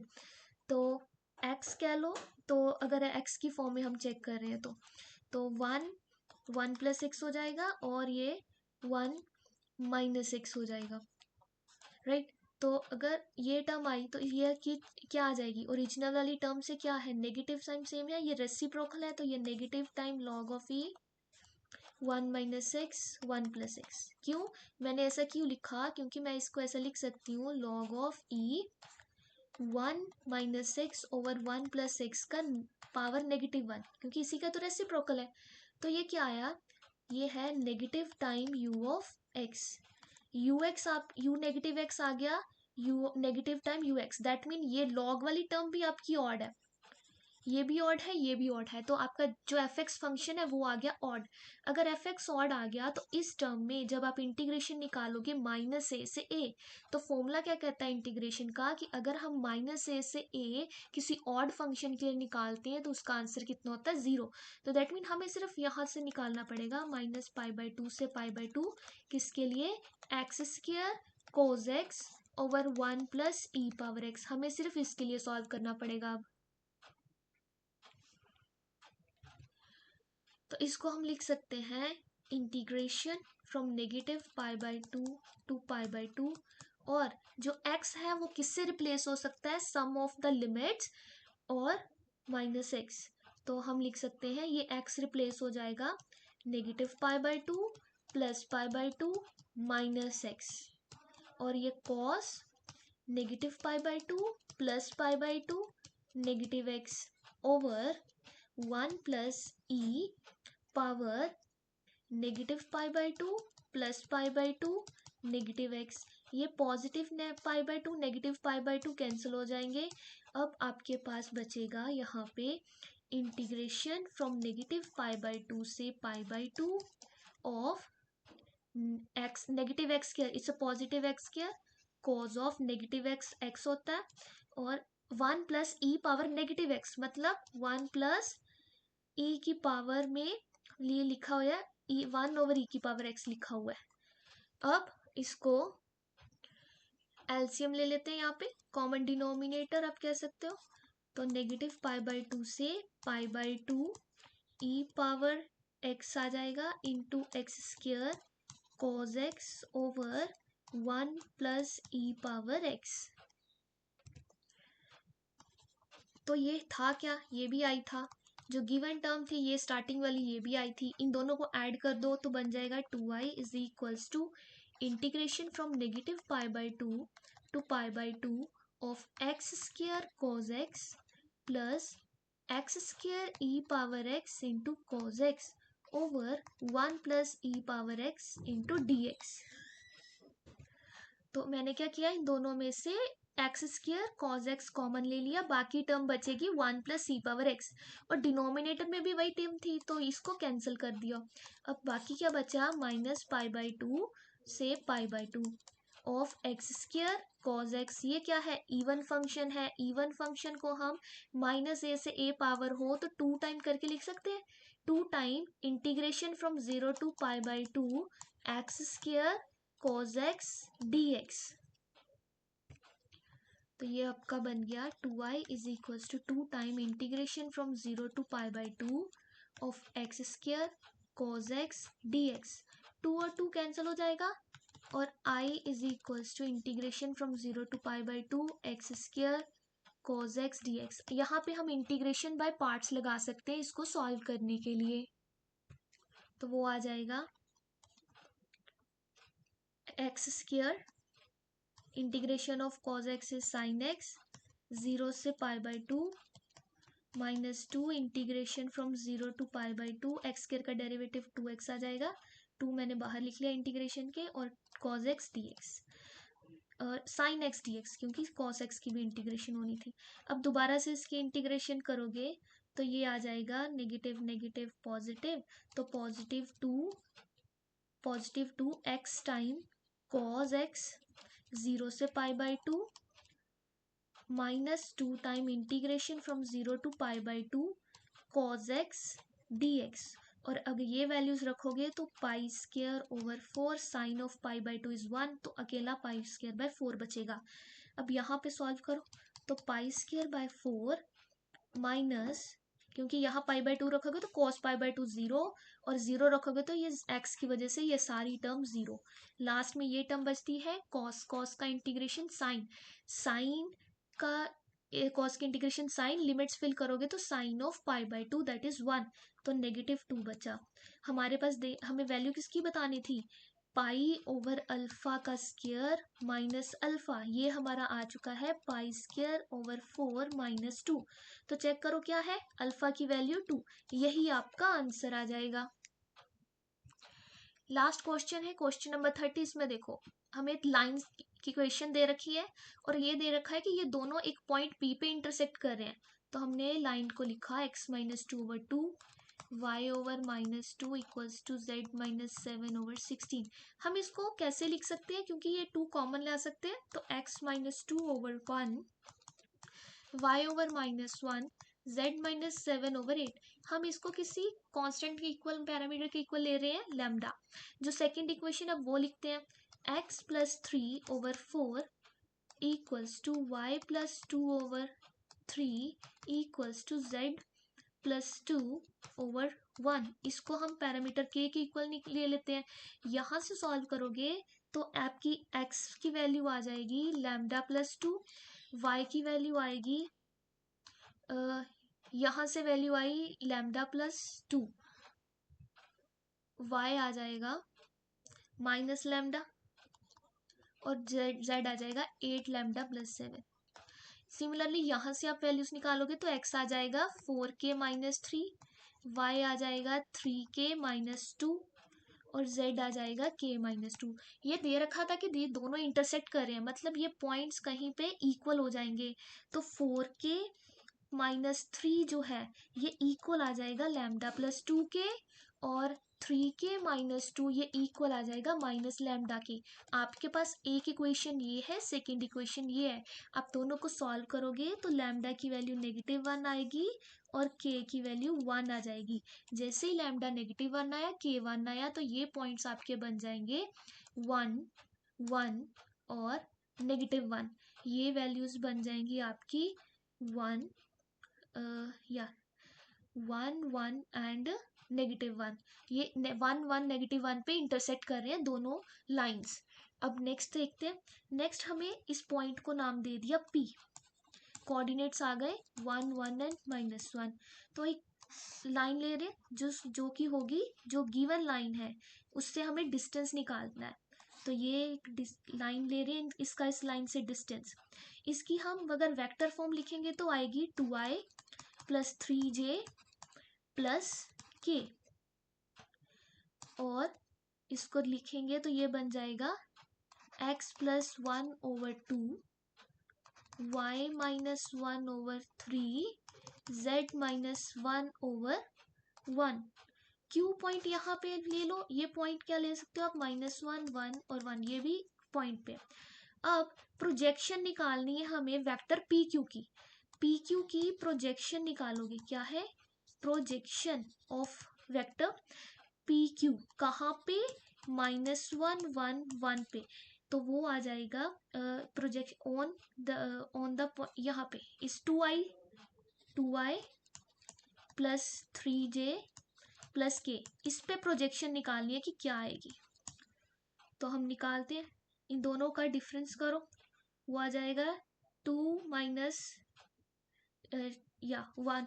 ये पी क्यू की प्रोजेक्शन इस लाइन पे 1 minus -1 it's 2 time i, 1 minus 1 0 times j, -1 -1 -2k। ये प्रोजेक्शन आ गई आपकी 2i माइनस 2k।